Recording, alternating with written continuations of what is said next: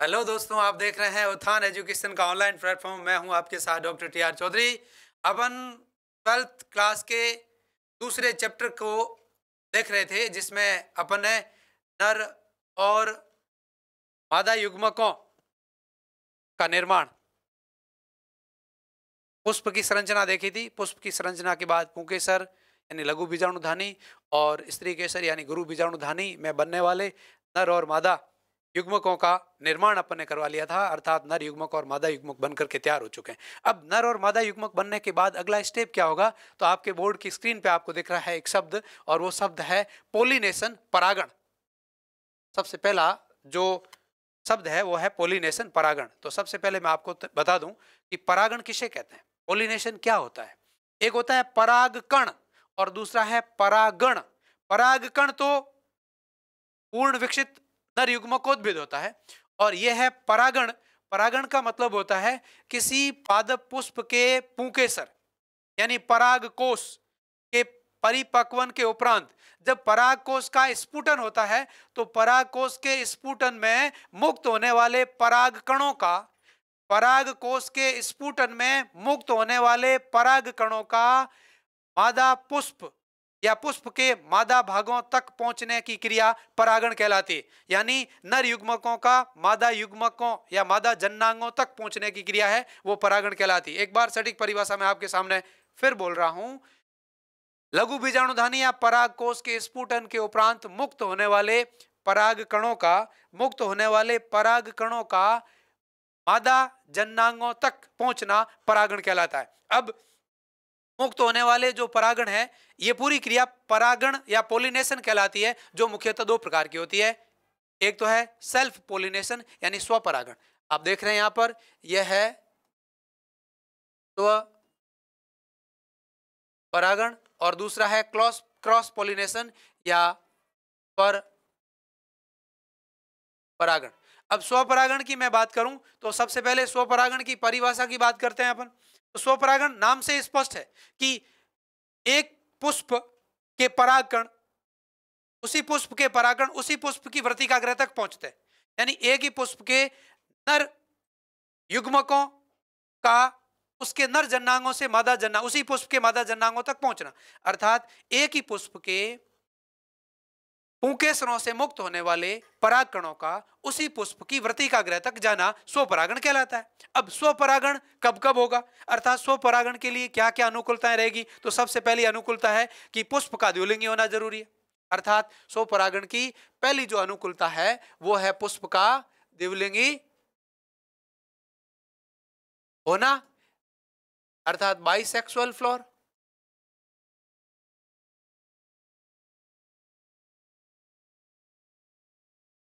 अब देखिएगा, पुष्प द्विलिंगी है अर्थात दोनों जन्नांग, नर और मादा जन्नांग एक ही पुष्प में है, तभी उसमें स्वपरागण हो सकता है। यदि नर जन्नांग अलग पुष्प में हो और मादा जन्नांग अलग पुष्प में हो, तो क्या उसी पुष्प के पुंकेसर से मुक्त होने वाले परागकण उसी पुष्प की वृत्तिकाग्र पर आ पाएंगे? संभव ही नहीं है। एकलिंगी पुष्प में कभी भी स्वपरागण संभव नहीं है। तो स्वपरागण की पहली जो अनुकूलता है वो पुष्प का क्या होना है, द्विलिंगी है। दूसरी अनुकूलता है समकाल पक्वता। दूसरी जो अनुकूलता है स्वपरागण की वो है समकाल पक्वता, अर्थात नर युग्मकों का निर्माण मादा युग्मकों के निर्माण के समय हो, अर्थात नर व मादा जन्नांगों का विकास साथ साथ में हो, और उनमें युग्मक जनन से बनने वाले परागकण और जो मादा युग्मक में परिपक्वन का समय है वो एक समान रहना चाहिए। उसी अवस्था को समकाल पक्वता कहते हैं, और समकाल पक्वता होगी तभी उस पुष्प में स्वपरागण की क्रिया हो पाएगी। और तीसरी जो अनुकूलता है वो बहुत इंपॉर्टेंट अनुकूलता है, और उसका नाम है अनुन्मूल्यता। अनुन्मूल्यता को इंग्लिश में क्लिस्टोगैमी कहते हैं। अनुन्मूल्यता, क्लिस्टोगैमी बहुत इंपॉर्टेंट है।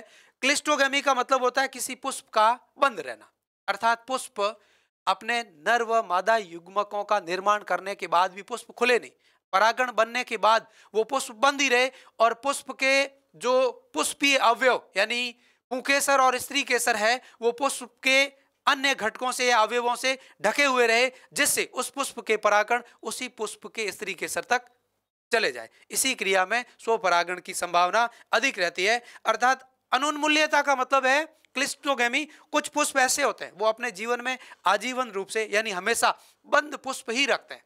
कुछ पादप ऐसे होते हैं जो अपने संपूर्ण जनन काल में जितने भी पुष्प उनमें बनते हैं वो सारे के सारे पुष्प बंद होते हैं। उदाहरण इनका इंपॉर्टेंट उदाहरण बता रहा हूं। सबसे पहला है ड्रोसेरा। ड्रोसेरा एक कीट भक्षी पादप है जिसमें बंद बंद पुष्पों को अनुन्मूल्य पुष्प और इस परिघटना को ही अनुन्मूल्यता कहते हैं। पुष्पों का जन्नांगों के परिपक्वन के उपरांत भी यदि पुष्प बंद रहता है तो उस पुष्प को अनुन्मूल्य पुष्प तथा इस परिघटना को अनुन्मूल्यता या क्लिस्टोगेमी कहते हैं। क्लिस्टोगेमस फ्लावर में क्लिस्टोगेमी पैराथेसिस या हाइपोथेसिस उपस्थित रहती है। उदाहरण इसका सबसे पहला ड्रोसेरा कीटाहारी पादप है। दूसरा जो इसका उदाहरण है वो है कनकोआ। तीसरा जो इसका उदाहरण है वो है जंकस। चौथा जो इसका उदाहरण है वो है बायोला। पांचवा जो इसका उदाहरण है वो सबसे इंपॉर्टेंट उदाहरण है, वो सबसे इंपॉर्टेंट पादप है और वो पादप है कॉमोलाइना। कॉमोलाइना पादप का डायग्राम भी मैं आपको बताऊंगा और आपकी किताब में भी दिया हुआ है। वो एक ऐसा पादप है जिसमें दोनों प्रकार के पुष्प उपस्थित है। ये जो पादप है वो कॉमोलाइना पादप है। इस पादप में मृदा के अंदर भी पुष्प रहते हैं। यहाँ मृदा है और इस मृदा के अंदर भी पुष्प रहते हैं। वो पुष्प सदैव बंद होते हैं और कुछ पुष्प है वो वायुवीय अवस्था में रहते हैं यानी वायुवीय भागों में रहते हैं। वो पुष्प खुले होते हैं। अर्थात कॉमोलाइना एक ऐसा पादप है जिस पर दोनों प्रकार के पुष्प पाए जाते हैं। बंद पुष्प भी होते हैं वो मृदा के अंदर रहते हैं और खुले पुष्प भी होते हैं वो वायुवीय भागों में रहते हैं। बंद पुष्पों को क्लिस्टोगेमस पुष्प देख रहे हैं, क्लिस्टोगेमस फ्लावर है, और जो खुले पुष्प है वो चेस्मोगेमस फ्लावर कहलाते हैं यानी उन्मूल्य। खुले पुष्पों को उन्मूल्य और बंद पुष्पों को अनुन्मूल्य। बंद पुष्पों की जो बंद प्रक्रिया है अनुन्मूल्य, उसी को आप क्लिस्टोगेमी कहते हैं। अर्थात स्वपरागण के लिए पुष्पों में पाई जाने वाली जो अनुकूलता है वो है उनकी क्लिस्टोगेमी। बहुत इंपॉर्टेंट है। अगला है कि जो स्वपरागण किसी पादपों में होता है तो उसमें क्या क्या हानि है। स्वपरागण के लिए अनुकूलताएं क्या रहेगी ये अपने देख लिया। अब स्वपरागण की अनुकूलता के बाद स्वपरागण यदि कोई पादप कर रहे हैं तो उनमें क्या हानियां रहेगी। सबसे पहला और सबसे इंपॉर्टेंट बात है कि स्वपरागण में काम आने वाले जो जन्नांग होते हैं, नर और मादा जन्नांग, वो एक ही पादप के होते हैं। अर्थात वो आनुवांशिक रूप से क्या होते हैं, समान होते हैं। और आनुवांशिक रूप से समान रहेंगे तो उनमें विभिन्नताएं उत्पन्न होने की संभावनाएं बहुत ही कम रहती है। अर्थात स्वपरागण की क्रिया में जो सबसे पहली हानि है वो ऐसे पादपों में उत्पन्न होने वाले जो पादप है, जो नई संततियां हैं, वो विभिन्नताएं उत्पन्न नहीं कर पाएगी। विभिन्नताएं सदैव पर परागण से ही उत्पन्न होती है। दूसरी जो अपनी हानि है वो है कि ऐसी जो स्वपरागण से उत्पन्न होने वाली जो पादप संततियां हैं वो रोग प्रतिरोधक क्षमता कम रखती है। अर्थात रोगों विशेष प्रकार के रोगों से लड़ने की उन पादपों में क्षमता कम होती है। अर्थात इम्यून पावर जो है वो कम होती है। ऐसे पादपों में रोग उत्पन्न होने की संभावना अधिक रहती है। अगला जो है वो है नए लक्षणों का विकास नहीं होगा। दो अलग अलग किस्में हो, उन दोनों किस्मों के उन्नत लक्षण एक ही पादप में आए, कब आएंगे, परपरागण से आएंगे। और आप कह रहे हैं स्वपरागण हो रहा है, तो स्वपरागण होगा तो एक ही पुष्प में एक ही प्रकार के लक्षण, एक ही पादप पर जो पुष्प है उसमें एक ही प्रकार के लक्षण होंगे। और उसमें यदि स्वपरागण हो गया तो आप क्या कहेंगे, स्वपरागण यदि हो जाता है तो उसमें विभिन्नताएं नहीं आएगी। अर्थात जो अच्छे लक्षण है, गुड वैरायटी है, वो उस संततियों में नहीं आ सकती। स्वपरागण से यह क्रिया संभव नहीं है। अगला है विगर एंड विगोरिटी। आपने कभी संकरण पढ़ा है तो संकर होते हैं वो ऑलवेज विगर होते हैं। विगर का मतलब क्या है, श्रेष्ठ होते हैं, उत्तम होते हैं। तो संकर पादप जब उत्पन्न होते हैं या संकर जंतु जब उत्पन्न होते हैं तो दो अलग अलग जनकों के युग्मकों को लिया जाता है। और यहां आप पढ़ रहे हैं स्वपरागण। स्वपरागण में अलग अलग जनकों के युग्मक हो नहीं सकते। एक ही जनक से उत्पन्न हुए युग्मकों के मध्य फर्टिलाइजेशन या संगम हो रहा है, क्रॉस हो रहा है, तो उसमें आप कहेंगे जो संततियां उत्पन्न होगी वो विगर नहीं होगी, श्रेष्ठ नहीं होगी, उत्तम लक्षणों वाली नहीं होगी। अर्थात स्वपरागण विगोरिटी और सुपीरियरिटी में कमी लाती है। तो ये चार सबसे बड़ी कमियां हैं स्वपरागण की। अब अगला अपन पॉइंट पढ़ेंगे कि परपरागण किसे कहते हैं, स्वपरागण किसे कहते हैं, स्वपरागण किस में होता है, स्वपरागण की अनुकूलताएं क्या है और स्वपरागण के लाभ क्या है। हानियां तो देख ली, अब हानियों के बाद उनके लाभ भी देख लो। स्वपरागण की हानियां तो है, बहुत सारी हानियां, चार हानियां आपको बताई, साथ ही साथ स्वपरागण के कुछ लाभ भी है। और वो लाभ क्या है स्वपरागण का, मैं तो यह है कि ये पादपों में जनन की कम खर्चीली विधि है।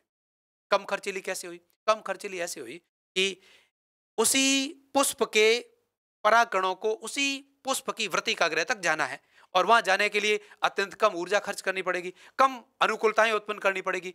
और यूं कह दें कि किसी दूसरे जीव पर या किसी परागणकर्ता पॉलिनेटर पर इनको निर्भर नहीं रहना पड़ेगा। अर्थात यदि पादप को पर परागण करना है, तो परागण के साथ पर परागण को मैं बता रहा हूं, यदि पादप को पर परागण करना है तो उनको अपने पराग कणों को किसी न किसी जैविक या अजैविक माध्यम की सहायता से किसी दूसरे पुष्प पर ले जाना होगा। और दूसरे पुष्प पर ले जाने के लिए जैविक माध्यम की सहायता से ले जाना है तो कीटों को आकर्षित करना पड़ेगा, या किसी पक्षी को आकर्षित करना पड़ेगा, या किसी चमगादड़ को आकर्षित करना पड़ेगा, या मनुष्यों से भी परागण होता है, हाथियों से भी परागण होता है, चिड़ियाओं से भी परागण होता है, सांप के द्वारा भी परागण होता है, स्नेल यानी घोंगे जो होते हैं, जलीय पादप होते हैं, उनमें घोंगों द्वारा भी परागण होता है। तो इन समस्त जीवों को अपनी ओर आकर्षित करने के लिए पादप को कुछ न कुछ नई अनुकूलताएं उत्पन्न करनी पड़ेगी। और इन अनुकूलताओं को उत्पन्न करने के लिए पादप को अपनी जैविक ऊर्जा को खर्च करना पड़ेगा। अर्थात जो पर परागण है वो एक महंगी विधि है और स्वपरागण है वो सस्ती विधि है। तो ये स्वपरागण की अनुकूलता होगी। अगला, स्वपरागण में सबसे इंपॉर्टेंट बात बता रहा हूं, स्वपरागण की सबसे मुख्य जो इंपॉर्टेंस है, सबसे बड़ा जो महत्व है वो ये है कि किसी जीव में श्रेष्ठ जो लक्षण है, किसी पादप के जो श्रेष्ठ लक्षण है वो उनकी संततियों में पीढ़ी दर पीढ़ी बनाए रखे जा सकते हैं। मैं कहूं कि एक उन्नत लक्षण वाला उन्नत लक्षण वाला कोई पादप उत्पन्न हो गया है जिसमें फसल भी अच्छी दे रहा, कम समय में फसल उत्पन्न कर रहा है और कम जल की आवश्यकता पर फसल उत्पन्न कर रहा है, तो ये सारे लक्षण उस पादप के क्या है, उस जनक के क्या है, श्रेष्ठ लक्षण है, उत्तम लक्षण है। इन उत्तम लक्षणों को कई पीढ़ियों तक संचित रखा जा सकता है, संग्रहित रखा जा सकता है, या उत्तम लक्षणों को खत्म होने से रोका जा सकता है। किसके द्वारा? By the help of self pollination, स्वपरागण की क्रिया द्वारा। तो ये स्वपरागण की सबसे बड़ी इंपॉर्टेंस, सबसे पहले इंपॉर्टेंस आपने कहा कि कम खर्चीली विधि है। दूसरा, किसी दूसरे परागणकर्ता को आकर्षित करने के लिए तरह तरह के ढोंग नहीं रचने पड़ेंगे, तरह तरह की ऊर्जा खर्च नहीं करनी पड़ेगी। और तीसरी और जो सबसे इंपॉर्टेंस है वो है कि जनकों की जो श्रेष्ठता है, विगोरिटी है। विगोरिटी अलग बात है और श्रेष्ठता अलग बात है। विगोरिटी का मतलब तो होता है कि उत्तमता को पीढ़ी दर पीढ़ी बनाए रखना, और ये जनकों में श्रेष्ठ लक्षण है वो लक्षण लंबे समय तक वही रखना।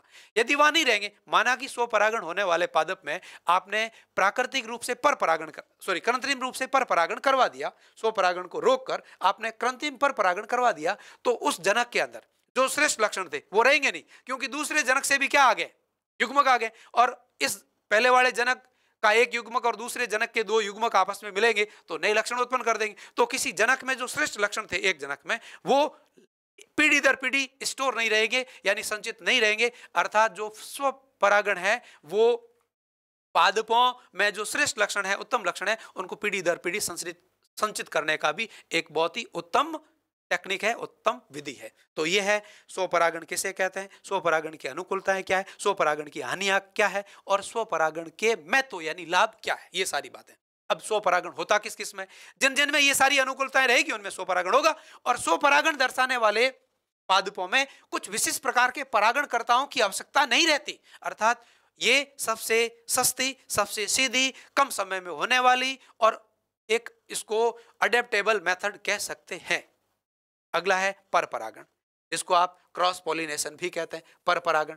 अब पर परागण की परिभाषा की मैं बात करूं तो पर परागण का मतलब है जब किसी एक पुष्प के परागकण किसी दूसरे पुष्प के स्त्री केसर या वृत्तिकाग्र पर पहुंचते हो और वहां जाकर के और नर युग्मक और मादा युग्मक में संलयन करते हो, तो इस क्रिया को पर परागण कहते हैं। अब परागण का मतलब तो यही है कि नर युग्मकों का मादा जन्नांगों तक पहुंचना, नर युग्मक यानी परागकण का मादा जन्नांगों यानी स्त्री केसर तक पहुंचना। और सामान्यतः वो पहुंचते हैं कहां पर, वृत्तिकाग्र पर। तो वृत्तिकाग्र तक पहुंचने की जो क्रिया है उसी को अपरागण कहते हैं।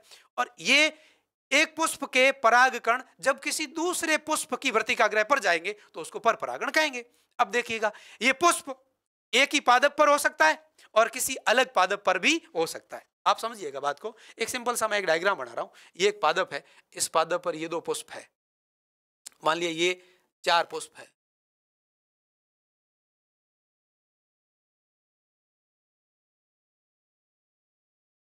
और ये एक दूसरा पादप है इसी जाति का, ये इसी जाति का दूसरा पादप है जिस पर भी आप कहते हैं कि पुष्प उपस्थित है। बात को समझिएगा, पर परागण का मतलब क्या क्या हो सकता है, कैसे कैसे पर परागण संभव है, कैसे कैसे पर परागण संभव है। ये दो पुष्प है, दो पादप है, इन दोनों पादपों पर पुष्प आपको दिख रहे हैं और ये दोनों पादप एक ही जाति के। जब एक ही जाति के पादप नहीं होंगे तो आपस में परागण की क्रिया होना संभव ही नहीं है, परागणों का अंकुरण उस पुष्प की वर्तिका ग्रह पर संभव ही नहीं। अर्थात परागण की क्रिया एक ही जाति के दो पादपों के मध्य होती है, ये बात तो पहले से ही परफेक्ट है। अब एक ही जाति के दो पादपों के मध्य हो और एक ही पुष्प के दो युग्मकों के मध्य हो, एक ही पुष्प के दो जन्नांगों के मध्य हो, तो उसको तो स्वपरागण कहते हैं। अब मैं कहूं कि इस पुष्प के परागकण, इसी पुष्प के परागकण इसी पादप पर उपस्थित किसी दूसरे पुष्प पर जाते हैं, इसी पादप के किसी पुष्प पर उपस्थित जो परागकण है वो इसी पादप पर उपस्थित किसी दूसरे पुष्प की वृत्तिका ग्रह तक जाते हैं, तो भी उसको स्वपरागण कहेंगे, और तो भी उसको परपरागण कहेंगे। और इस पुष्प से इस पादप के जो परागकण उत्पन्न होते हैं वो उसके पास उपस्थित किसी दूसरे, जाति तो वही है, पुष्प पादप क्या है, दूसरा है, दूसरे पादप पर उपस्थित पुष्प पर जाते हैं, तो ये भी क्रॉस पोलिनेशन है, ये भी क्रॉस पोलिनेशन है और ये भी क्या है, क्रॉस पोलिनेशन है, किंतु इन दोनों का नाम क्या है, अलग अलग है। इस प्रकार का जो क्रॉस पोलिनेशन है उसको कहते हैं जिट्नोगमी।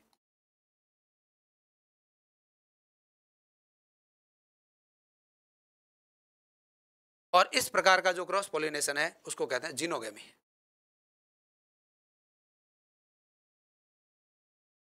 दो अलग अलग नाम आए।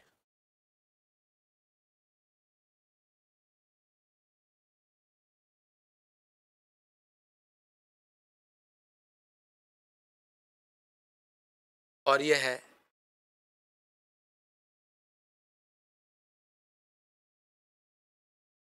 जिनोगमी।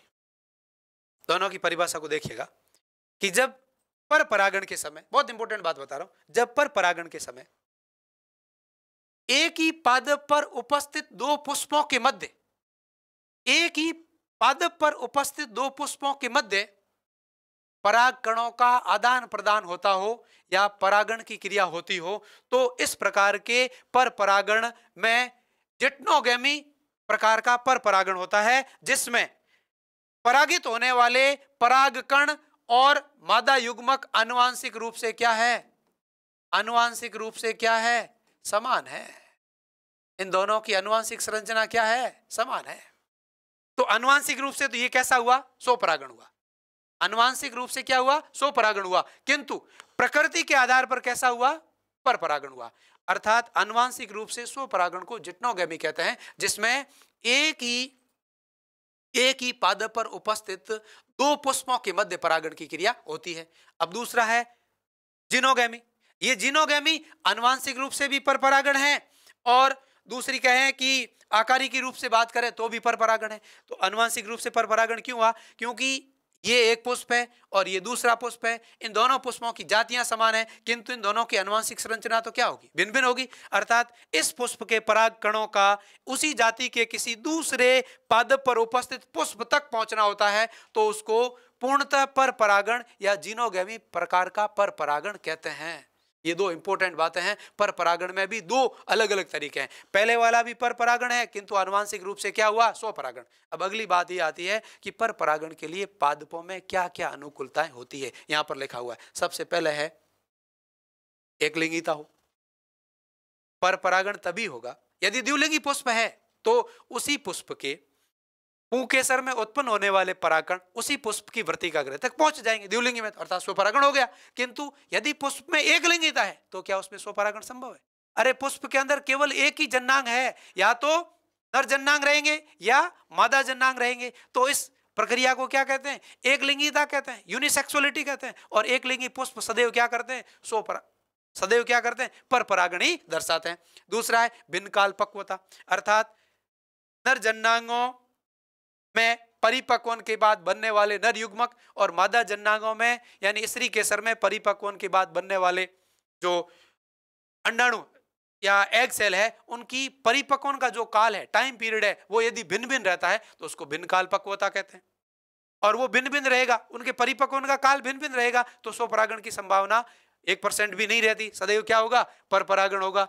तो भिन्न काल पक्वता में भी पर परागण होगा। और तीसरा है उन्मूल्यता, इसको कहते हैं चेस्मोगेमी। चेस्मोगेमी,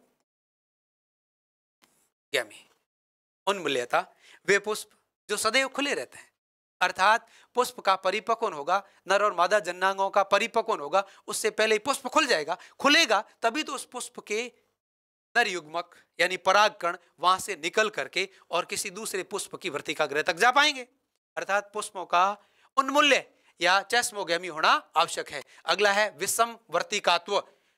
विषम वर्तिकात्व का मतलब है कि पुष्प के पुंकेसर रहे छोटे और स्त्री केसर की लंबाई हो अधिक, पुंकेसरों की लंबाई कम और स्त्री केसर की लंबाई अधिक हो, तो उस पुष्प के पुंकेसरों के परिपक्वन के बाद उत्पन्न होने वाले परागकण किसी दूसरे पुष्प की वर्तिका गृह पर जाने आसानी समझेंगे। किसी नीचे उपस्थित पुष्प नीचे उसी पुष्प पादप पर नीचे लगे पुष्प पर चले जाएंगे, इसको विषम वर्तिकात्व कहते हैं। विषम वर्तिकात्व होगी तो आराम से, सीधी सी बात है कि उसी पुष्प का परागकण उसी पुष्प की वर्तिका गृह पर जाने की संभावना कम रखेगा, तो इसको कहते हैं विषम वर्तिकात्व। अगला है अवरुद्ध परागणता। एक कैलोट्रोपस आपने देखा होगा, कैलोट्रोपस कहते हैं आंकड़े को, कैलोट्रोपस आंकड़ा एसिक्लियोडी संघ का पादप है, जिसमें राजस्थान के अंदर अधिकांश, राजस्थान के रेगिस्तान में आंक आपने देखा होगा। इस पादप में एक विशेष प्रकार की अवरोधकता पाई जाती है, नर और मादा जननांगों के बीच में विशेष प्रकार की अवरोधकता पाई जाती है। इस अवरोधकता की उपस्थिति के कारण ये पादप पुष्प कभी भी स्वपरागण नहीं दर्शाते हैं। अगला है स्टिगेमी। स्टिगेमी एक विशेष प्रकार का वंध्यता है, या यूं कहें एक विशेष प्रकार की अवरोधकता है, जो लेग्यूमिनेसी कुल के पेप्लियोनोइडी उपकुल के पादपों में, अर्थात मटरकुलीय पादपों में कह सकते हैं, पाई जाती है। मटरकुलीय पादपों में आप देखेंगे जो बाह्यदल हैं वो तो 5 होते हैं और ध्वजीय विन्यास दर्शाते हैं, किंतु जो दल है, दल जो होते हैं वो तितली नुमा आकृति में रहते हैं और उनकी दलों की जो संरचना है वो इस प्रकार के दल रहते हैं। ऊपर वाला दल इस प्रकार का रहेगा, उसके पार्श्व वाले दोनों दल ऐसे रहेंगे और नीचे वाले जो दल है वो आपस में जुड़ करके इस प्रकार से उपस्थित रहते हैं, जिसको नौतल या कीलक कहते हैं। और इस प्रकार की जो व्यवस्था है, ऊपर वाला सबसे बड़ा दल है जिसको ध्वजीय दल कहते हैं, जो दोनों पार्श्व दलों को ढके रखता है, और दोनों पार्श्व दल नीचे की ओर उपस्थित परस्पर जुड़े हुए दोनों बाह्य दलों को ढके रहते हैं। ये जो संरचना बनती है ऐसे लग रहा है कोई बटरफ्लाई या तितली उड़ रही है, इसलिए उसको ध्वजीय पुष्पदल विन्यास कहते हैं। और इस पुष्पदल विन्यास में जो अंदर की तरफ जायांग रहता है, एक अंडपी जायांग उपस्थित रहता है, और इस जायांग के बाहर जो परागकण होते हैं वो जो पुंकेसर होते हैं वो पुंकेसर जुड़े रहते हैं, और टोटल 9 पुंकेसर तो जुड़े हुए रहते हैं और एक पुंकेसर आपस यहाँ पर स्वतंत्र रहता है। तो यहाँ से जो परागकण उत्पन्न होते हैं वो इस ध्वजीय नामक दल के अंदर बंधे रहते हैं, और इस दल के अंदर बंधे रहने की जो संरचना है उसको कहते हैं स्टिगेमी। और स्टिगेमी की उपस्थिति के कारण इसमें बंद रहने के कारण इसमें स्वपरागण की आवश्यकता या स्वपरागण होगा ही नहीं, क्योंकि इसके जो परागकण है वो कभी भी इसी पुष्प की वर्तिका गृह पर नहीं पहुंच पाते हैं, ये किसी दूसरे पुष्प की वर्तिका गृह तक ही पहुंचेंगे। इसको स्टोगेमी कहते हैं, जो एक प्रकार की परपरागण को दर्शाने की अनुकूलता है। जो लास्ट है वो है सेल्फ स्टेरिलिटी। कुछ पादप ऐसे भी होते हैं जिनके द्विलिंगी पुष्प होने के बाद भी स्वपरागण की क्रिया नहीं होती, क्योंकि उसी पुष्प का परागकण उसी पुष्प की वर्तिका गृह पर अंकुरित ही नहीं होता। उसी पुष्प का परागकण उसी पुष्प की वर्तिका गृह पर अंकुरित नहीं होता। इस क्रिया को कहते हैं सेल्फ स्टेरिलिटी, और यह पाया जाता है चाय और ऑर्किड। चाय की जो पत्ती आप चाय पत्ती देखते हैं, इसमें कभी भी स्वपरागण नहीं होता, सदैव पर परागण ही होता है। और पर परागण का कारण है सेल्फ स्टेरिलिटी, अर्थात चाय के एक ही पुष्प का परागकण उसी पुष्प की वर्तिका गृह पर कभी अंकुरित नहीं होता, और ऐसा ऑर्किड में भी देखने को मिलता है। और इसी अनुकूलताओं के कारण इन पादपों में स्वपरागण की घटना देखने को नहीं मिलती है। अब स्वपरागण की घटना नहीं होने पर यह पर परागण हुआ। अब इस पर परागण के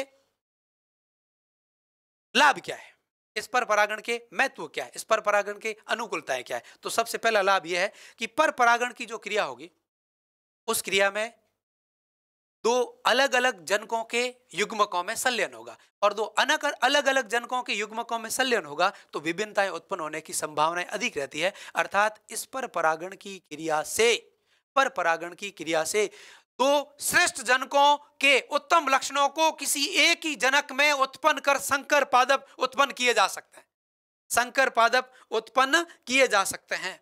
और इस संकर पादपों को उत्पन्न कर आप अधिक फसल उत्पादकता को प्राप्त कर सकते हैं। ये सबसे पहली और सबसे इंपॉर्टेंस जो इनकी अनुकूलता है, जो इसकी महत्व है वो है। अब पर परागण यदि हो रहा है तो पर परागण को करने के लिए कोई न कोई माध्यम चाहिएगा, परागणकर्ता के रूप में कोई न कोई माध्यम चाहिएगा, और वो परागणकर्ता जैविक हो सकता है और वो परागणकर्ता अजैविक भी हो सकता है। जैविक परागणकर्ता के रूप में आप कहेंगे कीट उपस्थित रह सकते हैं। अधिकांश पादपों में परागणकर्ता के रूप में मधुमक्खी नाम का कीट उपस्थित रहता है। जितने भी कीटों द्वारा परागण होता है उनमें से 80% परागण अकेली मधुमक्खी करती है, हनी भी करती है। और जीवों द्वारा या जैविक घटकों के द्वारा जब पादपों में परागण होता है तो उसमें कीट हो सकते हैं और स्नेल घोंगे हो सकते हैं और पक्षी हो सकते हैं और सांप हो सकते हैं, हाथी भी हो सकता है, मनुष्य भी हो सकता है, सर्प भी हो सकते हैं। ये जैविक घटक है पादपों में परागणकर्ता के रूप में उपस्थित। इन सब में से 80% तो परागणकर्ता केवल और केवल अकेले क्या होते हैं, कीट होते हैं। अर्थात पादपों में जैविक घटकों के रूप में या जैविक कारकों के रूप में परागणकर्ता के रूप में कीट उपस्थित रहते हैं, और उनमें से भी सबसे मुख्य है मधुमक्खी। तो सबसे पहले आप कीट परागणकर्ता या कीट परागी पादपों के अनुकूलताएं क्या है, यानी जिन पादपों में पर परागण होता है और उन पादपों में परागणकर्ता के रूप में कीट उपस्थित रहता हो। अर्थात मैं परिभाषा कहूं कीट परागित पादपों की या कीट परागण की तो यूं कहूंगा कि किसी पुष्प के पराग कोश यानी एंथर से मुक्त होने वाले पराग कणों को कीटों के माध्यम से किसी पुष्प की वृत्तिका गृह तक पहुंचाया जाए, किसी पुष्प की वृत्तिका गृह तक पहुंचाया जाए तो उस प्रक्रिया को कीट परागण कहते हैं।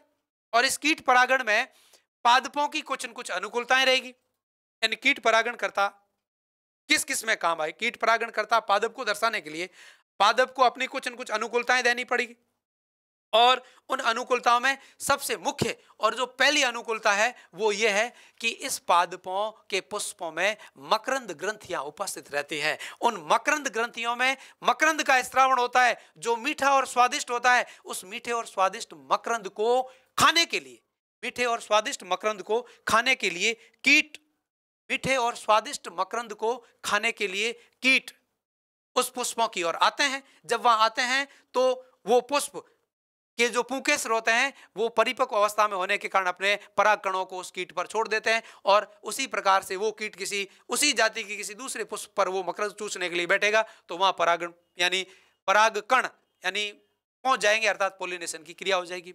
दूसरा है, इस क्रिया के लिए कीटों के जो बाह्य दल पुष्पों के जो बाह्य दल होते हैं और जो दल होते हैं वो रंगीन होते हैं, तड़कीले भड़कीले चमकीले होकर के कीटों को अपनी ओर आकर्षित करते हैं।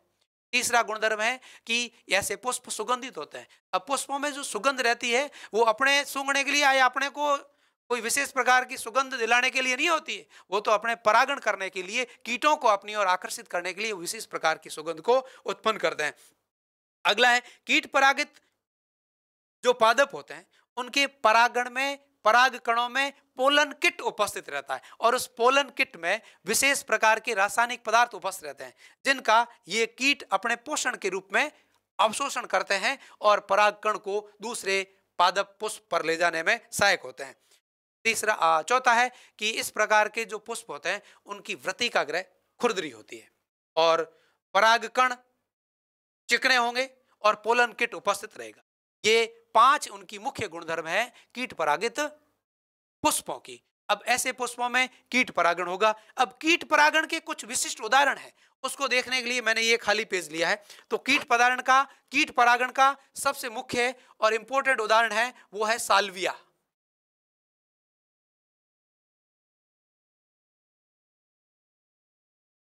अब देखिएगा, साल्विया का जो पुष्प होता है वो द्विलिंगी होता है, अर्थात नर और मादा जनांग एक ही पुष्प में उपस्थित रहता है।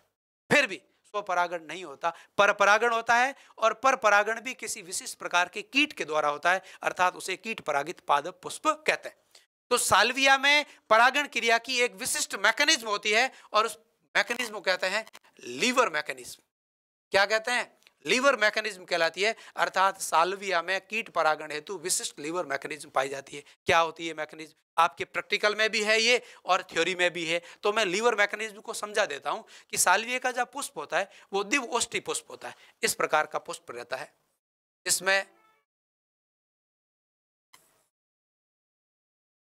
दो ओष्ठ उपस्थित रहते हैं, और वो दोनों ओष्ठ है वो बाह्य दल के रूप में उपस्थित रहते हैं।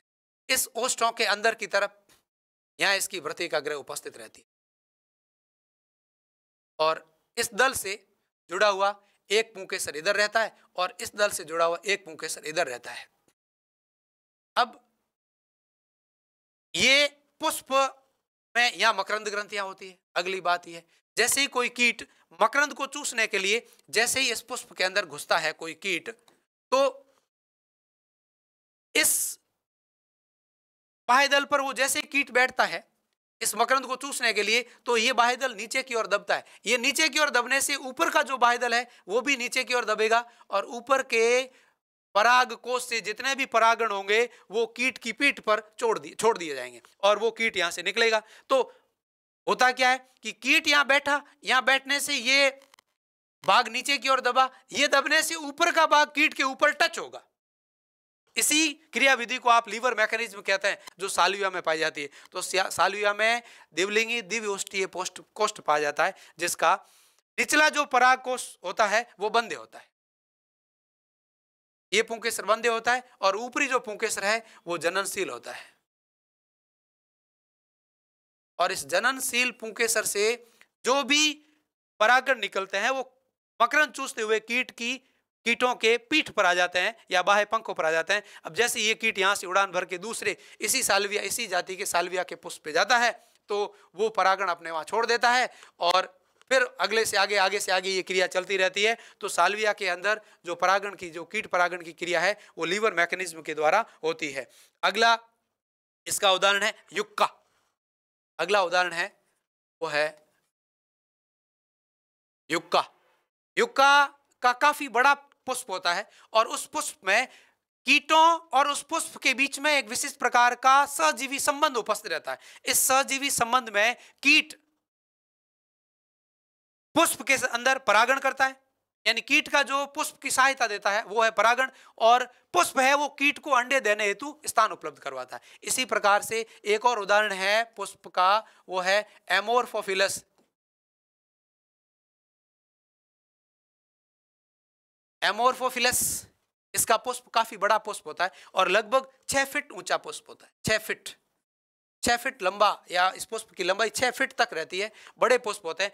ये भी कीटों को अंडे देने हेतु स्थान उपलब्ध करवाते हैं, और कीट इन पुष्पों में परागण की क्रिया करते हैं। अर्थात कीट और पादपों के मध्य परागण क्रिया हेतु विशेष प्रकार का सहजीवी संबंध उपस्थित रहता है, जिसमें दोनों जातियां एक दूसरे की मदद करती है, और एक दूसरे की मदद दोनों के लिए उपयोगी रहती है। अगला जो इसका उदाहरण है ट्रैपडोर टेक्निक। बहुत सारे ऐसे उदाहरण है कीटों द्वारा पादपों में परागण की क्रिया है। ट्रैपडोर तकनीक ये पाई जाती है बरगद में। फाइकेसी कुल का जो पादप बरगद है, उस बरगद में चींटियों के द्वारा परागण की क्रिया है, और ट्रैपडोर टेक्निक से होती है। चींटियां उसके अंदर मकरंद चूसने के लिए पुष्प क्रम में जाती है, और उसी समय वो पुष्प क्रम अपने परागकणों को चींटियों पर डाल देता है, और वही चींटी जब दूसरे ट्रैपडोर टेक्निक पिल बना करके या छिद्र बना करके अपना रास्ता बना करके दरवाजा बना करके किसी दूसरे पुष्प में घुसती है, तो वहां परागण की क्रिया कर देती है। इसी प्रकार का एरिस्टोलोकिया में भी फ्लाई ट्रैप टेक्निक पाई जाती है। एरिस्टोलोकिया, ये नाम याद रखना है। एरिस्टोलोकिया में फ्लाई ट्रैप टेक्निक किसकी? परागण की। किसके द्वारा? कीटों द्वारा। साल्विया में लीवर टेक्निक कीटों द्वारा, यक्का और एमोर्फोफिलस दोनों पुष्प है जिसमें कीटों के साथ परागण क्रिया हेतु सजीवी संबंध पाया जाता है। ट्रैपडोर टेक्निक बरगद या फाइकस में पाई जाती है, चींटियों द्वारा परागण होता है। एरिस्टोलोकिया में फ्लाई ट्रैप टेक्निक होती है जिसमें छोटे कीट परागण की क्रिया करते हैं। अब अगला जो एक पुष्प है वो पादप का नाम है ऑफ्रिस स्पेकुलम।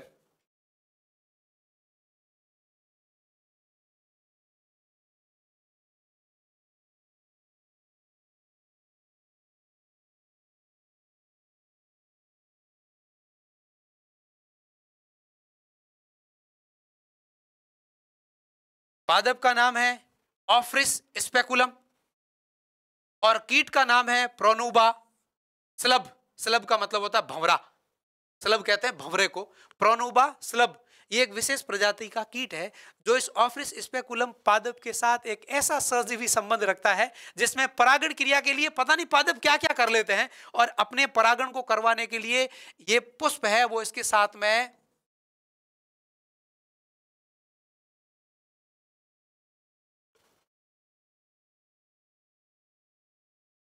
मैंने क्या लिखा है सूडो कॉपुलेशन, हिंदी में कहते हैं आभासी। बहुत इंपॉर्टेंट बात बता रहा हूं मित्रों, ऑफ्रिस स्पेकुलम पादप के साथ प्रोनुबा मौत का एक विशेष प्रकार का परागण क्रिया हेतु संबंध पाया जाता है और इस संबंध का नाम है आभासी मैथुन, झूठा मैथुन, झूठा सेक्स। झूठा सेक्स का क्या मतलब है कि ये जो पुष्प है ना बड़ा चालाक होता है। इस पुष्प की जो वृत्तिकाग्र और पुष्प की जो पंखुड़ियां हैं उनका रंग आकार आकृति और गंध, रंग आकार आकृति और गंध ऐसी हो जाती है कि ये जो मौत है, स्लब है, भौरा है, प्रोनुबा मौत या स्लब, इसको ऐसे लगता है कि ये मेरी मादा बेटी है। अर्थात ये पादप अपने पुष्प में उपस्थित वृत्तिकाग्र और पुष्प की बाह्य पंखुड़ी यानी दल और बाह्य दल को आकार आकृति और रंग, आकार आकृति रंग और गंध में इस प्रकार से परिवर्तन करता है कि जैसी आकार आकृति और गंध इस प्रोनुबा स्लब की मादा कीट की होती है वैसी आकृति आकार गंध और रंग इस कीट के पुष्प इस ऑफ्रिस स्पेकुलम जाति के पुष्प में आ जाती है और ये जो नर है वो नर इस पुष्प को मादा समझ बैठता है और मैथुन क्रिया हेतु उसके ऊपर जाके बैठ जाता है। पर होता क्या है, वह ना तो कोई मादा है और ना ही वो कीट कोई मैथुन की क्रिया कर पाएगा, किंतु हकीकत में क्या कर देगा, हकीकत में उस ऑफ्रिस स्पेकुलम में परागण की क्रिया को संपन्न कर देता है। ये प्रोनुबा स्लब है वो एक पुष्प पर बैठेगा, वहां से परागण लेकर के दूसरे पुष्प पे बैठेगा, वहां से परागण लेकर तीसरे पुष्प पे बैठेगा। अर्थात ये संपूर्ण जो क्रिया है उसको स्यूडो कॉपुलेशन या आभासी मैथुन कहते हैं, जिसमें प्रोनुबा स्लब का नर कीट ऑफ्रिस स्पेकुलम पादप के पुष्प की पंखुड़ियों को मादा समझकर मैथुन क्रिया हेतु उसके पास जाता है और परागण की क्रिया को संपन्न करा लेता है। यह है पादपों में कीट परागण। और अगला पादपों में अन्य जो जंतु है, जैसे आप कह सकते हैं कुछ पादपों में हाथियों द्वारा परागण होता है, रेफ्लेसिया। समस्त पादप आवर्तबीजी पादप जगत में सबसे बड़ा पुष्प है वो रेफ्लेसिया का होता है। 2.5 से 3 मीटर लंबा पुष्प होता है रेफ्लेसिया का, जिसमें परागण की क्रिया हाथियों द्वारा की जाती है। बड़े व्यक्तियों के बड़े शौक, बड़े पादपों के बड़े शौक और हाथियों द्वारा परागण करवाता, देखो आप कट गए इनके। ऐसा ही कुछ में जलीय पादपों में स्नेल या घोंघों द्वारा परागण होता है। कुछ पुष्पों में पक्षियों द्वारा, सबसे छोटा पक्षी हमिंग बर्ड है, चिड़िया हैं, ये पुष्पों के अंदर मकरंद चूस, हमिंग बर्ड जो होता है सबसे छोटा पक्षी है, उसमें पोषक पदार्थ ही उसका मकरंद होता है और वो मकरंद कहाँ से चूसेगा, पुष्पों से। तो मकरंद चूसने के लिए पुष्प के पास जाता है, तो एक पुष्प से दूसरे पुष्प में परागण की क्रिया हो जाती है। तो यह है पर परागण का जैविक माध्यम, अर्थात किसी जीव विशेष के द्वारा पादपों में पर परागण का करना। अब दूसरा है पर परागण का अजैविक माध्यम। अजैविक माध्यम के रूप में परागणकर्ता के रूप में मुख्य जो है वो है वायु। अजैविक माध्यम में परागणकर्ता के रूप में जो मुख्य माध्यम है वो क्या है, वायु है। तो ये सभी आप लोगों ने देख लिया है इसके अंदर। और अगला जो अपना पेज है वो है एनिमोफिली, यानी वायु द्वारा पादपों में परागण। अब वायु द्वारा पादपों में परागण के लिए सबसे पहले तो वायु परागण किसे कहते हैं, तो पर पादपों में पर परागण की वह विधि जिसमें एक पादप पुष्प के पराग कणों को वायु के माध्यम से, हवा के माध्यम से, विंड के माध्यम से दूसरे पुष्प की वृत्तिकाग्र तक ले जाया जाए तो इस क्रिया को वायु परागण, और इस विधि को पादपों में पर परागण का वायु परागण कहलाता है। अब इसमें वायु परागण जो पुष्प होंगे उनका क्या क्या लक्षण रहेंगे, अर्थात जो पुष्प है वो वायु द्वारा परागण करेंगे वो अपनी क्या क्या अनुकूलताएं उत्पन्न करेंगे। तो सबसे पहली उनकी अनुकूलता है कि इनके जो पुष्प होते हैं वो छोटे आकार के होते हैं, साथ ही साथ पुष्पों के ऊपर जो परागण उत्पन्न होते हैं वो भी अत्यंत सूक्ष्म आकार के परागण होते हैं, और इनकी संख्या है वो करोड़ों में होती है, हजारों में या करोड़ों में, लाखों में होती है। तीसरा, हल्के होते हैं, वायु के साथ में आसानी से उड़कर के एक स्थान से दूसरे स्थान पे जा सकते हैं। और चौथी जो इस पुष्प की सबसे मुख्य गुणधर्म वो है कि इनके जो पराग कोष होते हैं कुतंतु लंबे होते हैं, पराग कोष मुक्त दोली होते हैं, यानी पुंके से इस प्रकार से दोलन क्रिया करते रहते हैं। जिससे हवा आएगी, हवा के झोंकों में परागण ऐसे दोलन क्रिया करेगा और इसके पुंकेसर में से पराग कण पुंकेसर ऐसे दोलन क्रिया करेगा, जिससे पराग कोषों में से पराग कोष में से पराग कण निकल करके और हवा के साथ उड़ करके दूसरे पुष्प की वृत्तिकाग्र तक पहुंच जाएंगे। ऐसे पुष्पों में जो वृत्तिकाग्र होती है वो चिपचिपी होती है। कीट परागित पादपों की वृत्तिकाग्र कैसी थी? खुरदरी। और परागकण कैसे थे? परागकण कैसे थे? चिपचिपे थे, पोलन किट युक्त थे। इसमें वायु परागण में जस्ट उल्टा है, वृत्तिकाग्र कैसी है? चिपचिपी है। और परागण कैसे हैं? खुरदरे, हल्के और किसी पंख युक्त होंगे या रोमिल होंगे जो हवा के झोंके में आसानी से उड़ सके। तो ये कीट परागित पाद पुष्पों के गुणधर्म है। अब ये वायु परागित पादप पुष्पों के गुणधर्म है। अब वायु परागण किस में पाया जाता है? तो मुख्यतः एक बीजपत्री पादप। एक बीजपत्री पादप का मतलब है कि गेहूं है, जौ है, मक्का है, ज्वार है, गन्ना है, इनमें यदि परागण की क्रिया होगी तो वो वायु परागण के द्वारा होते हैं, और वायु के माध्यम से ये पुष्प एक स्थान से दूसरे स्थान तक, पुष्पों के परागण एक स्थान से दूसरे स्थान तक जाते हैं। अब अगला है जल परागण। अगला है अपना जल परागण, हाइड्रोफिली बोलते हैं परिभाषा में। बहुत सिंपल सी परिभाषा, बहुत सिंपल सी परिभाषा है जल परागण की, कि जब किसी पुष्प के पुंकेसर से या परागकोशों से उत्पन्न होने वाले परागकण जल के द्वारा किसी दूसरे पादप पुष्प की वृत्तिकाग्र तक पहुंचते हो तो उसे जल परागण कहते हैं।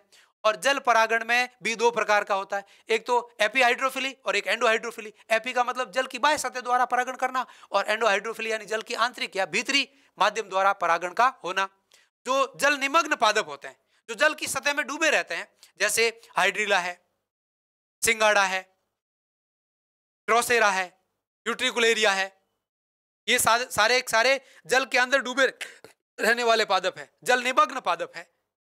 इन पादपों में जल की आंतरिक प्रवाह या जल जो अंदर जल चलता है उसमें नर पुष्प के जो परागकण है वो मुक्त कर दिए जाते हैं, और वो उस जल की धारा के साथ बहते हुए मादा पुष्प की वृत्तिकाग्र तक चले जाते हैं।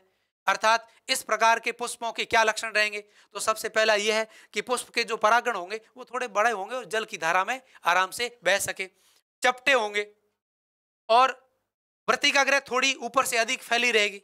तो ये तो है आंतरिक जल की आंतरिक सतह द्वारा परागित होने वाले पादप पुष्पों के गुणधर्म।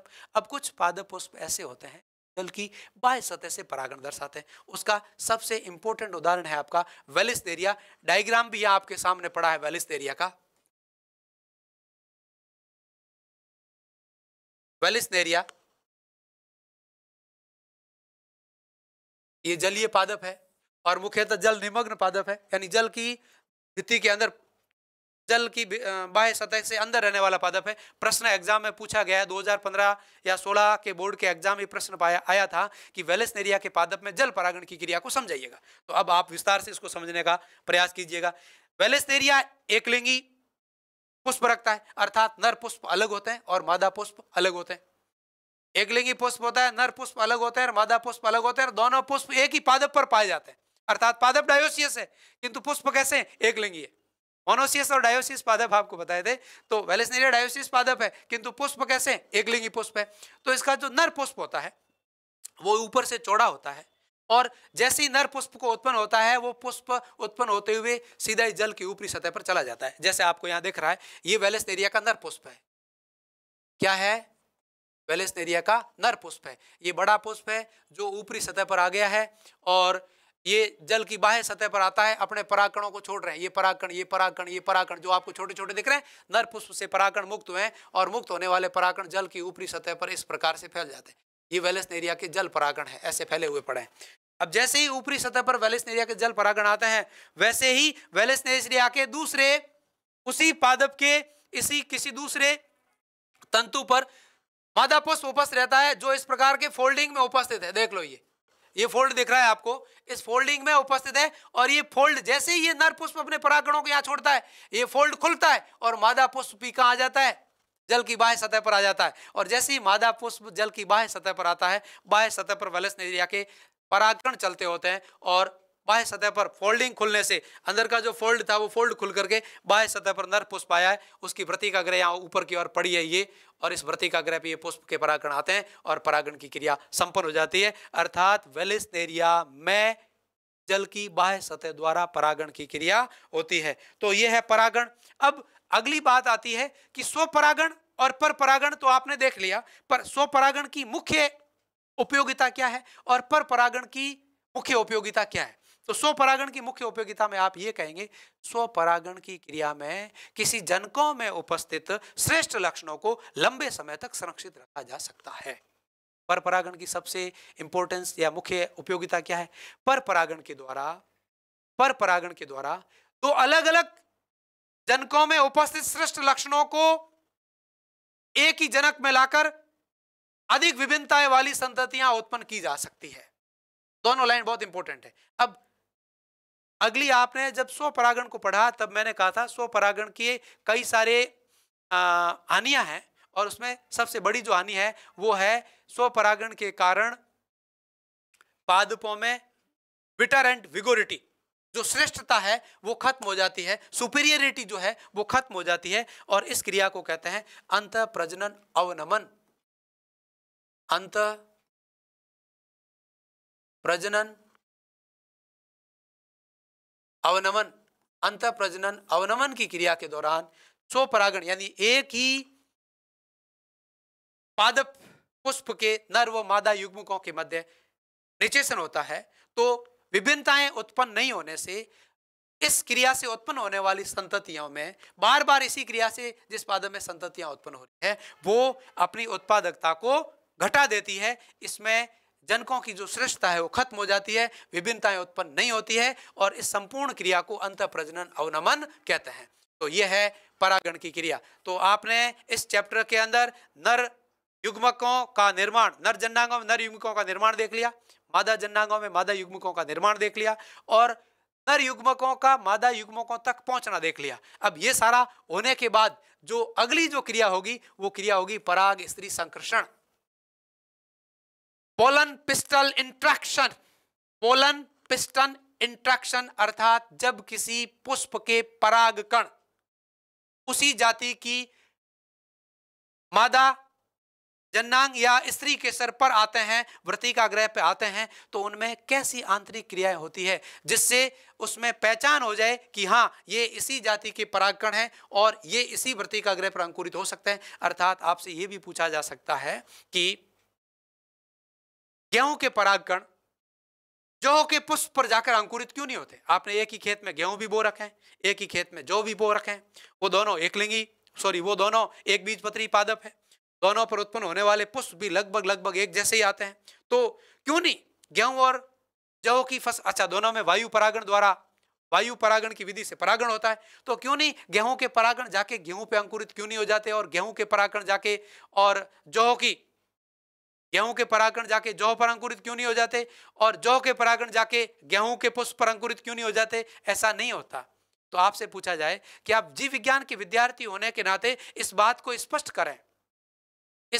स्पष्ट करें कि गेहूं और जौ दोनों एक ही खेत में उत्पन्न होने वाली फसलें पास पास उत्पन्न हो रही है और दोनों में परागण वायु द्वारा होता है, तो क्यों नहीं जौ के परागण गेहूं के पुष्प की वृत्तिकाग्र पर जाकर अंकुरित हो जाए और गेहूं के परागकण जौ की वृत्तिकाग्र पे जाके अंकुरित हो जाए और एक नया ऐसी किस्म का पादप उत्पन्न कर दे जो अधिक उत्पादकता दे और जिसमें गेहूं के जैसी खुरदराहट कम वाला और पोषक पोषकता जौ वाली हो जाए, जौ में अधिक पोषकता होती है, किंतु गेहूं है वो खाने के लिए अधिक पोषक या अधिक उत्पादकता वाला अनाज माना जाता है। तो एक ऐसा संकर पादप प्राप्त क्यों नहीं कर लिया जाए, पर ऐसा संभव नहीं है। संभव नहीं होने का कारण है कि एक ही जाति के परागकण उसी जाति के पुष्प की वृत्ति का क्रय पर जाकर कुछ विशिष्ट प्रकार के रासायनिक पदार्थों या एंजाइमों या हार्मोन के संतुलन के कारण या आपस में पहचान के कारण, केमिकल इंटरेक्शन के कारण उन दोनों का आइडेंटिफिकेशन होता है, पहचान होता है, और पहचान के बाद ही उस वृत्ति का ग्रह पर उसी जाति के पुष्प के पराग कणों, उसी जाति के पुष्प के पराग कणों का अंकुरण होता है। और अंकुरण के बाद आप जानते हैं पराग नली की उत्पत्ति होती है। वो पराग नली नर युग्मकों को लेकर के मादा युग्मकों तक जाती है और अगला काम होगा, और वो काम है फर्टिलाइजेशन। इसी बात की सभी को इंतजार था, इसी घड़ी का सभी को इंतजार था कि कब फर्टिलाइजेशन हो और कब नई संतति की उत्पत्ति हो। प्रत्येक जीव अपना जीवित रहने का मुख्य जो अहम है वो यही समझता है कि मैं मेरी जैसी नई संतति को उत्पन्न कर लूं। अर्थात जीवों का मुख्य जो कार्य है वो है जनन, अर्थात जनन के द्वारा अपनी संतति को पीढ़ी दर पीढ़ी बनाए रखना।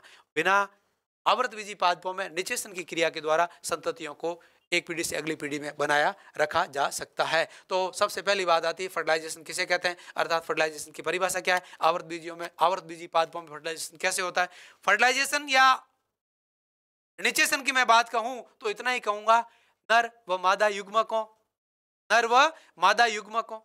पादपों की बात हो रही है तो आवर्तबीजी पादपों के नर व मादा युग्मकों में संलयन द्वारा, केंद्रक संलयन से नई संतति या जाइगोट को उत्पन्न करना फर्टिलाइजेशन या निषेचन कहलाता है। आवर्तबीजी पादपों में निषेचन की खोज 1884 में स्ट्रॉसबर्गर ने लीलियम पादप में की थी। आवर्तबीजी पादपों में निषेचन या फर्टिलाइजेशन की खोज 1884 में स्ट्रॉसबर्गर नामक वैज्ञानिक ने हीलियम पादप में की थी। अब अगला एक लफड़ा और है कि आवर्तबीजी एक ऐसे पादप होते हैं जिसमें बिना किसी अपवाद के, बिना किसी एक्सेप्शन के सदैव और सदैव केवल और केवल दोहरा निषेचन या डबल फर्टिलाइजेशन पाया जाता है। दोहरा निषेचन या डबल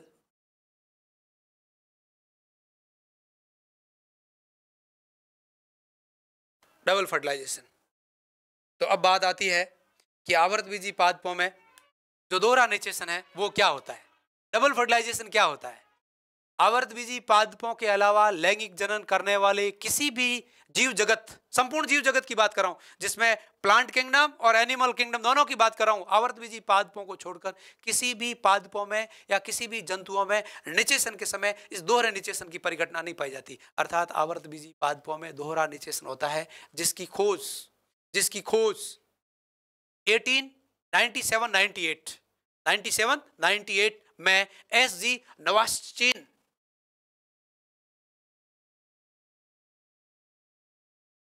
ने की थी।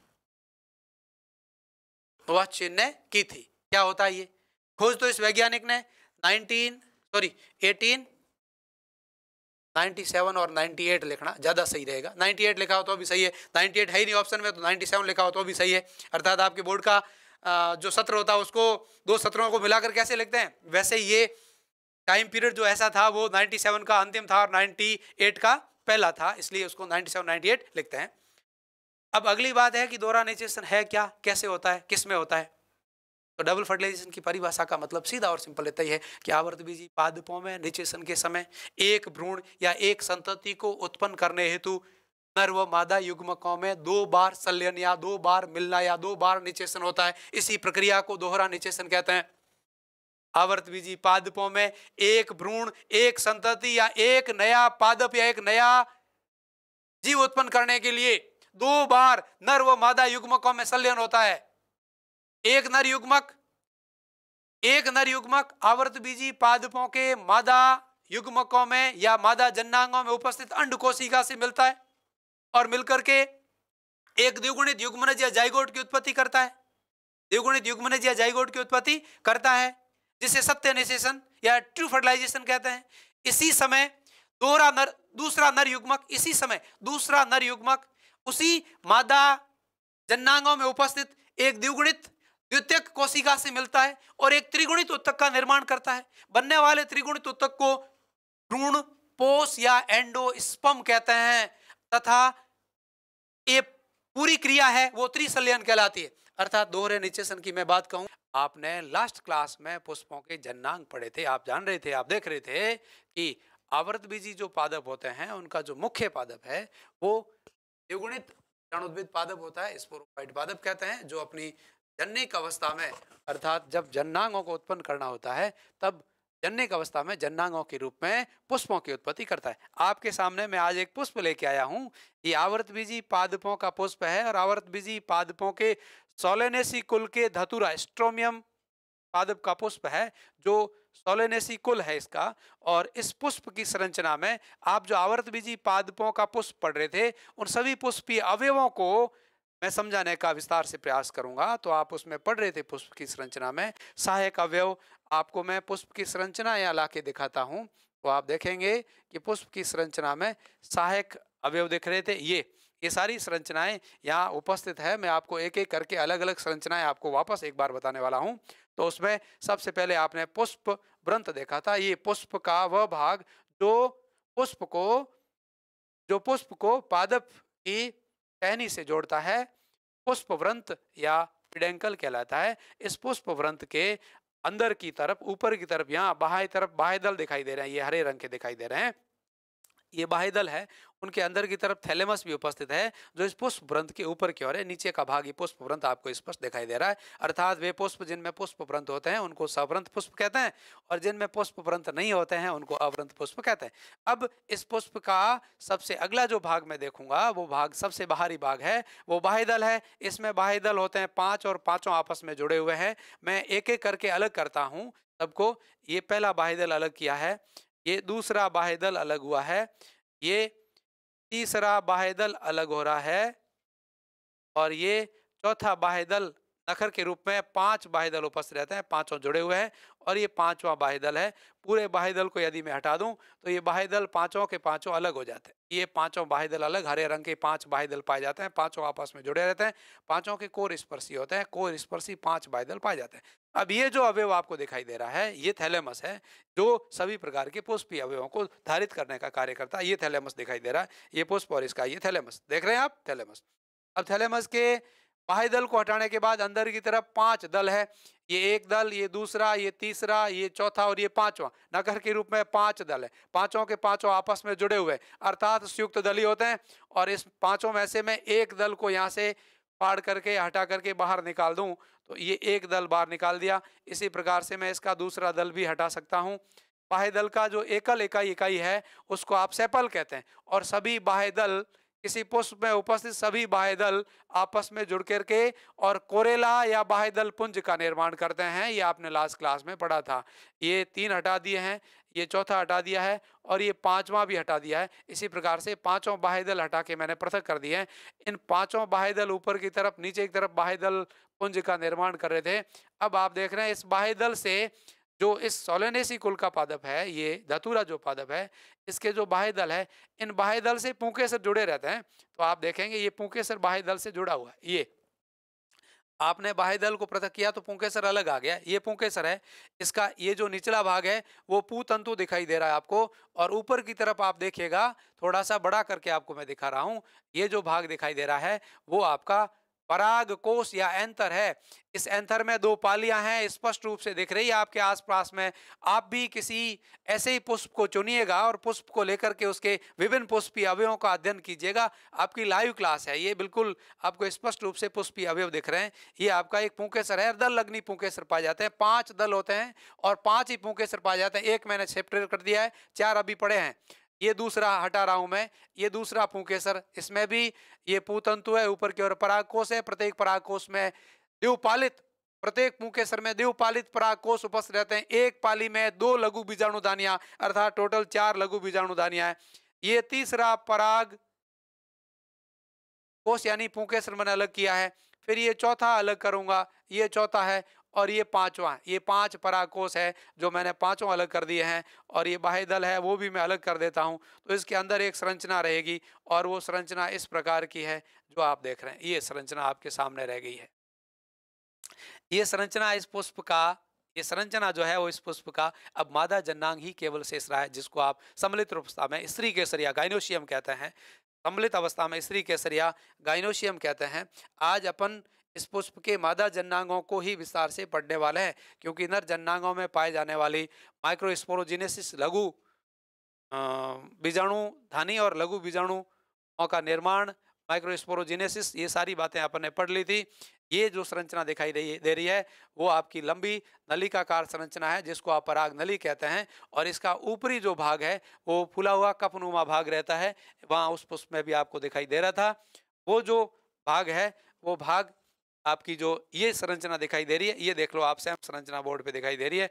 ये नीचे का अंडाशय है, ओवेरी, थैलेमस है, ये ओवेरी है, ये पराग नली है, और ऊपर की तरफ स्टिग्मा या वर्तिकाग्र आपको दिखाई दे रहा है। तो यह है एक किसी पुष्प की संरचना के विभिन्न भाग। रियली में आप जैसा पढ़ रहे हैं बोर्ड पे, वैसा रियली में पुष्पों के अंदर होता भी है। आप भी अपने आसपास कोई पुष्प उपस्थित है तो उस पादप पुष्प को वहां से लीजिएगा और घर पे लाकर के उसकी ढंग से स्टडी कीजिएगा, तो आप पाएंगे कि उसमें सभी प्रकार के पुष्पीय अवयव इस प्रकार से उपस्थित रहते हैं। अलग अलग कुल के पादपों में पुष्पीय अवयवों की व्यवस्थाएं अलग अलग मिलती है, ये अलग बात है, पर अवयव सब में रहेंगे। नर जन्नांग सब में पाए जाएंगे, मादा जन्नांग सब में उपस्थित रहेंगे। और मादा जन्नांग जो भी होते हैं, उन मादा जन्नांगों का आप आज विस्तार से स्टडी करने वाले हैं। आप कहते हैं आवर्त बीजी पादपों का जो मुख्य पादप है वो मुख्य पादप बीजाणुद्भिद पादप होता है, उसमें जन्नांगों के रूप में पुष्पों की उत्पत्ति होती है। और वो पुष्प, उस पुष्प में नर जन्नांग और मादा जन्नांग, नर जन्नांग के रूप में पुंकेसर उपस्थित रहते हैं। और उन पुंकेसरों में लघु बीजाणु जनन की क्रिया द्वारा लघु बीजाणु यानी परागकणों की उत्पत्ति होती है। और मादा जन्नांगों में गुरु बीजाणु जनन के द्वारा, गुरु बीजाणु धानी में गुरु बीजाणु जनन के द्वारा गुरु बीजाणु यानी मेगास्पोर के रूप में भ्रूणकोश की उत्पत्ति होती है। कैसे होती है, क्या होती है, ये सारी बातें आज अपन इसी क्लास में देखने वाले हैं। तो आप देख रहे थे कि जो पुष्पों के नर जन्नांग होते हैं, उन सभी नर जन्नांग, प्रत्येक नर जन्नांग को स्त्री केसर कहते हैं, और सभी नर जन्नांगों को सम्मिलित अवस्था में गाइनोशियम या जायांग कहते हैं। नर जन्नांगों की भाग की बात करें तो सबसे ऊपरी जो भाग होता है उसको स्टिग्मा या वर्तिकाग्र कहते हैं, और उस स्टिग्मा को ओवरी से जोड़ने वाली पतली नलिकाकार जो भाग है उसको आप वर्तिका कहते हैं। ये आपकी वर्तिका है। और सबसे निचला जो फूला हुआ भाग है उसको आप ओवेरी या अंडाशय कहते हैं। अब ओवेरी के अंदर प्लेसेंटेशन यानी बीजांड न्यास पर बीजांड सन द्वारा, प्लेसेंटा के द्वारा, अपरा के द्वारा बीजांड या ओव्यूल लगे रहते हैं। उन्हीं बीजांड या ओव्यूल को गुरु बीजाणु धानी, बहुत इंपॉर्टेंट बात है, गुरु बीजाणु धानी कहते हैं, क्योंकि इसी बीजांड में गुरु बीजाणु जनन की क्रिया द्वारा गुरु बीजाणुओं की उत्पत्ति होती है। उसी अतः इस बीजांड को गुरु बीजाणु धानी, जैसे आप पराग कोश में लघु बीजाणु धानी उपस्थित रहती थी, उसी प्रकार से अंडाशय में जो बीजांड है वो प्रत्येक बीजांड मेगा स्पोरोंजियम यानी गुरु बीजाणु धानी का कार्य करता है या गुरु बीजाणु धानी कहलाता है। अर्थात ओवेरी जो होते हैं उसमें कुछ जो फल होते हैं उसमें एक ही अंडाशय होता है, सॉरी, कुछ जो पुष्प होते हैं उनमें केवल एक ही अंडाशय पाया जाता है, तो उसको एक अंडपी कहते हैं। और कुछ पुष्प ऐसे होते हैं जिनमें 2 या 2 से अधिक अंडाशय पाए जाते हैं, तो उसको बहुअंडपी बीजांड कहते हैं। अब बहुअंडपी जो बीजांड है उसमें युक्त अंडपी भी हो सकता है और युक्त अंडपी भी हो सकता है। जैसे मैं आपको यहाँ जो ये डायग्राम था, इस डायग्राम में कुछ बातें समझाने के लिए डायग्राम आपके सामने लाया हूं कि ये एक मालवेसी कुल का गुड़हल पादप है। गुड़हल कुल कौन सा है? मालवेसी। उस पादप का नाम क्या है? गुड़हल। उस गुड़हल के पादप के पुष्प की स्त्री केसर की संरचना को बता रहा हूं, जिसमें नीचे थैलेमस है, फिर ओवेरी है, ये पराग नली है, सॉरी वर्तिका है, और ऊपर वर्तिकाग्र स्टिग्मा। तो स्टिग्मा कई पंखुड़ियों में कई भागों में बटी रहती। अब जितने यहाँ भाग है उतने ही अंदर क्या होते हैं? अंडाशय या ओवेरी पाए जाते हैं। तो इन्हीं अंडाशय या ओवेरी की उपस्थिति इस आप स्टिग्मा के ऊपरी जो पार्ट है उनको गिन करके पता कर सकते हैं। वैसा ही एक आप और उदाहरण देख रहे हैं, ये है, वो है, ये जो चीज है वो आपकी जो दिखाई दे रही है वो चीज है आपका जुड़े हुए अंडाशय, यानी सारे अंडाशय जुड़कर उस अंडाशय के जो पार्ट थे वो जुड़े हुए हैं, तो ऊपर की वर्तिका ग्रह भी जुड़ी हुई है। और ये पाया जाता है पेपेवरेसी कुल की ओपियोइड, यानी अफीम का आपने यदि कभी पुष्प देखा है, अफीम का कभी फल देखा है, तो उसके ऊपर का भाग ऐसे होता है जिसमें युक्ता अंडपी अंडाशय को बता रहा है। ये जो दिख रहा है इसमें जो कार्पल है वो अलग अलग दिखाई दे रहे हैं, और वो डायग्राम है आपका बेसिलियाई का, जो युक्ता अंडपी अंडाशय को बता रहा है। युक्त अंडपी अंडाशय इस प्रकार का होता है। अगला जो डायग्राम है वो आवर्त बीजी पादपों के प्रारूपिक बीजांड का डायग्राम है। अर्थात प्रारूपिक बीजांड का डायग्राम देखने से पहले अपन इस बीजांड की संरचना के बारे में अध्ययन करेंगे। तो अगली जो अपना हेडिंग है, अपना अगला जो टॉपिक है वो है स्ट्रक्चर ऑफ ओव्यूल, बीजांड की संरचना। आपके सामने एक आवर्त बीजी पादपों के प्रारूपिक बीजांड, आवर्त बीजी पादपों के प्रारूपिक बीजांड का एक हस्त रचित डायग्राम, स्वरचित डायग्राम आपके सामने है, जिसमें मैंने बीजांड, प्रारूपिक बीजांड का मतलब है अधिकांश आवर्त बीजी पादपों में इसी प्रकार का बीजांड पाया जाता है। इस प्रारूपिक बीजांड में उपस्थित सभी प्रकार के अवयवों यानी घटकों या संरचनाओं का विस्तार से अध्ययन या विस्तार से समझाने का मैंने प्रयास किया है। तो बीजांड की जो सबसे पहली संरचना है वो होता है बीजांड व्रंथ। बीजांड की जो सबसे पहली संरचना है वो है बीजांड व्रंथ, जिसको आप फ्यूनिकल भी कहते हैं। अर्थात किसी पुष्प के अंडाशय में बीजांड, बीजांड स्तन पर जिस संरचना से जुड़े रहते हैं, जिस संरचना से लगे रहते हैं या जिस संरचना से अटैचमेंट रहते हैं, उस संरचना को आप बीजांड व्रंथ कहते हैं। अब बीजांड व्रंथ के बाद इस बीजांड की बाह्य संरचना को देखें तो अधिकांश आवर्त बीजी पादपों के जो बीजांड है उसमें बाहर की ओर मोटे अध्यावरण पाए जाते हैं, और वो अध्यावरण सामान्यतः दो होते हैं। सामान्यतः एक प्रारूपिक आवर्त बीजी पादपों के बीजांड में दो अध्यावरण पाया जाता है। बाह्य अध्यावरण है उसको बाह्य अध्यावरण कहते हैं, बाहर की ओर पाए जाने वाले अध्यावरण को बाह्य अध्यावरण कहते हैं, और जो अंदर की ओर पाया जाता है उसको आंतरिक अध्यावरण कहते हैं। बाह्य, अब निचेसन के उपरांत आवर्त बीजी पादपों का ये बीजांड जो है, ये गुरु बीजाणुधानी है, वो भावी बीज में रूपांतरित होती है। अर्थात बीजांड बीज में रूपांतरित होता है तो ये जो अध्यावरण है वो क्या बनाते हैं, बीज चोल बनाते हैं। बीज का क्या बना देते हैं भैया, बीज का चोल बना देते हैं, बीज चोल। तो दो प्रकार के अध्यावरण हैं, तो बीज चोल भी कितने बनेंगे, दो बनेंगे। एक तो बाह्य बीज चोल है जिसको टेस्टा कहते हैं, दूसरा अंत बीज चोल है जिसको आप टैगमन कहेंगे। टेस्टा और टैगमन दो बीज चोल पाए जाते हैं। जिस प्रकार के पादपों के बीजांड में दो अध्यावरण होते हैं वहां दो बीज चोल पाए जाते हैं। कुछ पादप ऐसे भी होते हैं जिनमें जो अध्यावरण होते हैं वो दो से अधिक भी पाए जाते हैं। कुछ पादपों में जो अध्यावरण होते हैं वो दो से अधिक भी देखने को मिलते हैं। ऐसे बीजांड को त्रि अध्यावरणीय बीजांड कहते हैं। और ये तीन जो अध्यावरण होते हैं वो पाए जाते हैं, एक तो अरंडी में और एक होता है लीची में। इसमें अध्यावरण जो होते हैं वो दो से अधिक यानी तीन अध्यावरण पाए जाते हैं। अब अध्यावरण के जो अगली संरचना है वो है बीजांड काय। बीजांड काय जिसको न्यूसिलस कहते हैं, ये जो पूरा भाग है, ये पूरा का पूरा भाग, ये पूरा भाग है वो बीजांड काय है। बीजांड काय इसको न्यूसिलस कहते हैं। बीजांड काय मृदुतकीय कोशिकाओं सा बना, मृदुतकीय कोशिकाओं से बना अध्यावरण के अंदर की ओर उपस्थित ऐसा संयोजी उत्तक, मृदुतकीय उत्तक है, ऐसा मृदुतकीय उत्तक है जो भ्रूणीय परिवर्धन के समय विकासशील भ्रूण या अंदर जो भ्रूणकोश उपस्थित है उस भ्रूणकोश को पोषण उपलब्ध करवाता है। अर्थात इस बीजांड के सबसे अंदर का जो भाग है उसको भ्रूणकोश कहते हैं, और ये भ्रूणकोश इस बीजांड काय से पोषण प्राप्त करता है। अब इस बीजांड काय का इस माइक्रोपाइल या जो बीजांड के आइलम के पास एक ऐसा स्थान जहां पर कोई प्रकार का अध्यावरण नहीं होता, यानी कह सकते हैं कि एक छिद्र पाया जाता है, उसके विपरीत का जो भाग है उस भाग को आप निभाग या चैलेजा कहते हैं। ये भी मृदुतकीय कोशिकाओं से बना आवरण होता है जो विकासशील इस भ्रूणपोष को विकासशील नहीं, ये जो भ्रूणपोष है उसको पोषण उपलब्ध करवाता है। अब अगली जो इसके अंदर की जो संरचना है जो इस बीजांड की मुख्य संरचना कहलाती है, या उसको आप यूं कह सकते हैं कि ये पूरा बीजांड का जो आंतरिक भाग है वो ही आगे भावी भ्रूण का निर्माण करने वाला है। इस भाग को आप भ्रूणपोष कहते हैं सम्मिलित रूप में। ये जो भ्रूणपोष है, इस भ्रूणपोष का जो निर्माण है इतने सारे घटकों से मिलकर के होता है।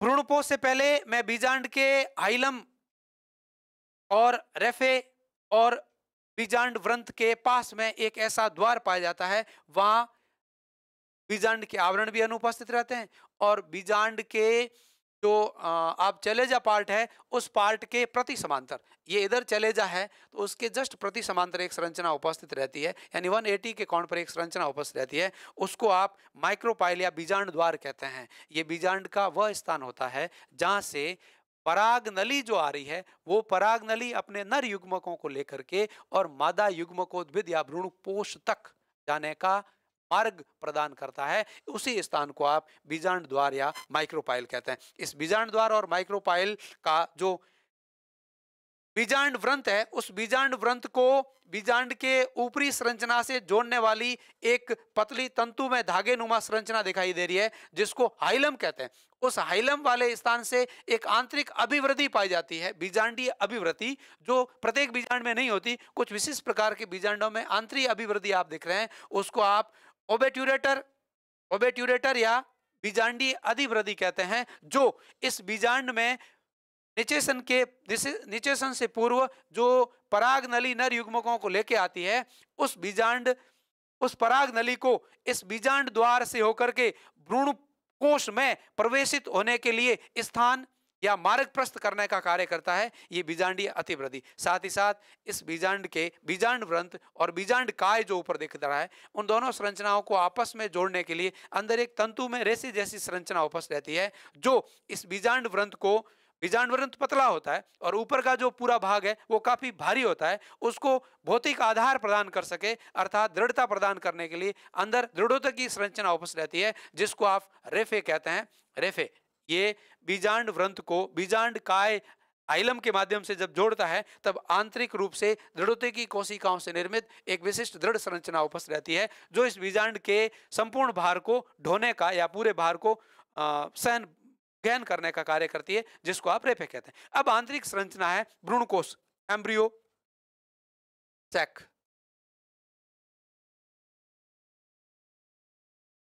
जिसकी अपन अध्ययन कर, जो आवृतबीजी पादपों का जो बीजांड है उस बीजांड में जो भ्रूणकोश उपस्थित है वो भ्रूणकोश बहुत इंपॉर्टेंट संरचना है और ये 7 कोशिकीय और 8 केंद्रकीय संरचना है। इसे ही आप परिपक्व या पूर्ण विकसित मादा युग्मकोद्भिद कहते हैं। जैसा आपने इससे पूर्व क्लास में देखा था कि आवृतबीजी पादपों का जो नर युग्मकोद्भिद होता है, फीमेल गैमेट, वो परिपक्व परागकण नर युग्मकोद्भिद कहलाता है और परागकण परिपक्व मतलब अंकुरित होने के बाद परागकण 3 कोशी की अवस्था में आता है, जिसमें 2 तो नर युग्मक दिखाई देते हैं और एक कायिक केंद्रक दिखाई दे रहा है। वैसे ही आवर्तबीजी पादप, बहुत इंपॉर्टेंट चीजें हैं, ये प्रकृति से कुछ हटके हैं, और आवर्तबीजी पादपों का जो प्रारूपिक फीमेल गैमेटोफाइट मादा युग्मकोद्भिद है जिसको आप भ्रूणकोश कहते हैं, और ये भ्रूणकोश प्रकृति में 7 कोशिकीय और 8 केंद्र की संरचना है, जिसमें इस माइक्रोपाइल के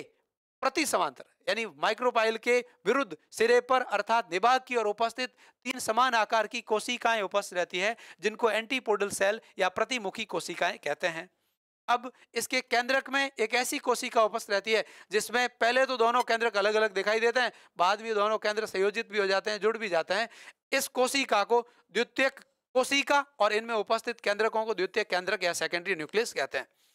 ये आपस में जुड़ करके बाद में एक ही केंद्रक का निर्माण कर देते हैं और निषेचन के समय इससे एक नर युग्मक भी जुड़ता है और वो नर युग्मक इससे जुड़ करके एक त्रिगुणित संरचना, एक एन ये, दूसरा एन ये और एक जो नर युग्मक आएगा वो, ये तीनों जुड़ करके और एक त्रिगुणित संरचना का निर्माण करते हैं जिसको भ्रूणपोष या एंडोस्पर्म कहते हैं, जो भविष्य में विकासशील भ्रूण को पोषण उपलब्ध करवाएगा।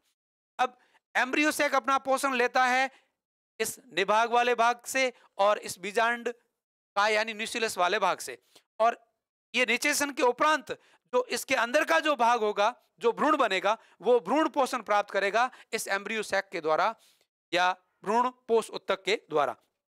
इसी प्रकार से ये जो भ्रूण कोश है उसके माइक्रोपाइल सिरे की ओर 3 कोशिकाएं दिखाई दे रही है आपको, जिसमें 2 पार्श्व में स्थित कोशिकाएं आकार में छोटी होती है और जो बीच में उपस्थित कोशिका है वो आकार में बड़ी है। इस बड़े आकार की बीच में उपस्थित जो कोशिका है उसको आप एग सेल कहते हैं। यही यही अपना फीमेल गैमिट होता है, अर्थात मादा युग्मक होता है। इसी मादा युग्मक में निषेचन के उपरांत एक द्विगुणित भ्रूण या जाइगोट की उत्पत्ति होती है, युग्मनज की उत्पत्ति होती है। वो युग्मनज भावी बीज में बीजाणुद्भिद पीढ़ी का निरूपण या प्रतिनिधित्व करता है।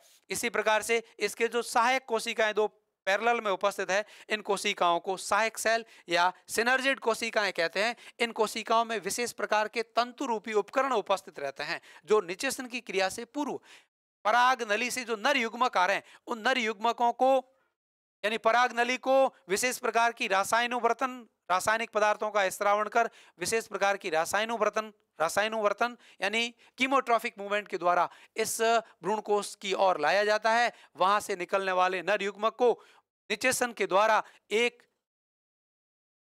जाइगोट का निर्माण करने में या रूपांतरित करने में इसके अंदर उपस्थित ये फिलीफॉर्म एपरेटस है वो सहायक होते हैं। तो ये पूरी संरचना थी आपके बीजांड की, आवर्तबीजी पादपों की एक प्रारूपिक बीजांड।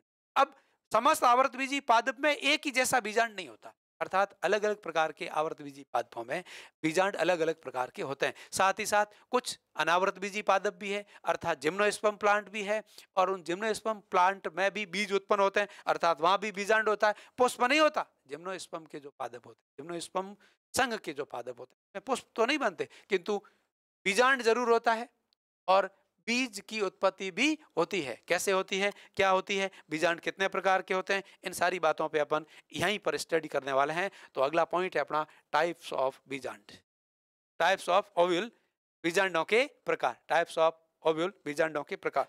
तो आप देख रहे हैं कि समस्त प्रकृति में अपनी संरचना का मतलब है बीजांड के विभिन्न घटक का मतलब है माइक्रोपाइल और चैलेजा और भ्रूणकोश और जो न्यूक्लियस है या बीजांड के जो बाह्य आवरण है वो किस प्रकार से कैसे किस रूप में व्यवस्थित रहते हैं, इसके आधार पर प्रकृति में टोटल 6 प्रकार के बीजांड पाए जाते हैं। तो सबसे पहले टाइप्स ऑफ बीजांड में सबसे पहला जो बीजांड है उसको आप कहते हैं रिजु बीजांड।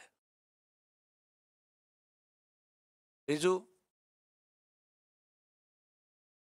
बीजांड, इसको इंग्लिश में कहते हैं एट्रोफस, इसका एक और नाम भी है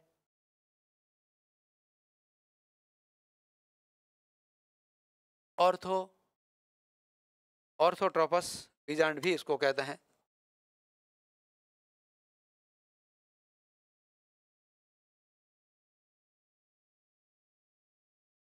एट्रोपस या ऑर्थोट्रोपस, ये बीजांड आद्य बीजांड है।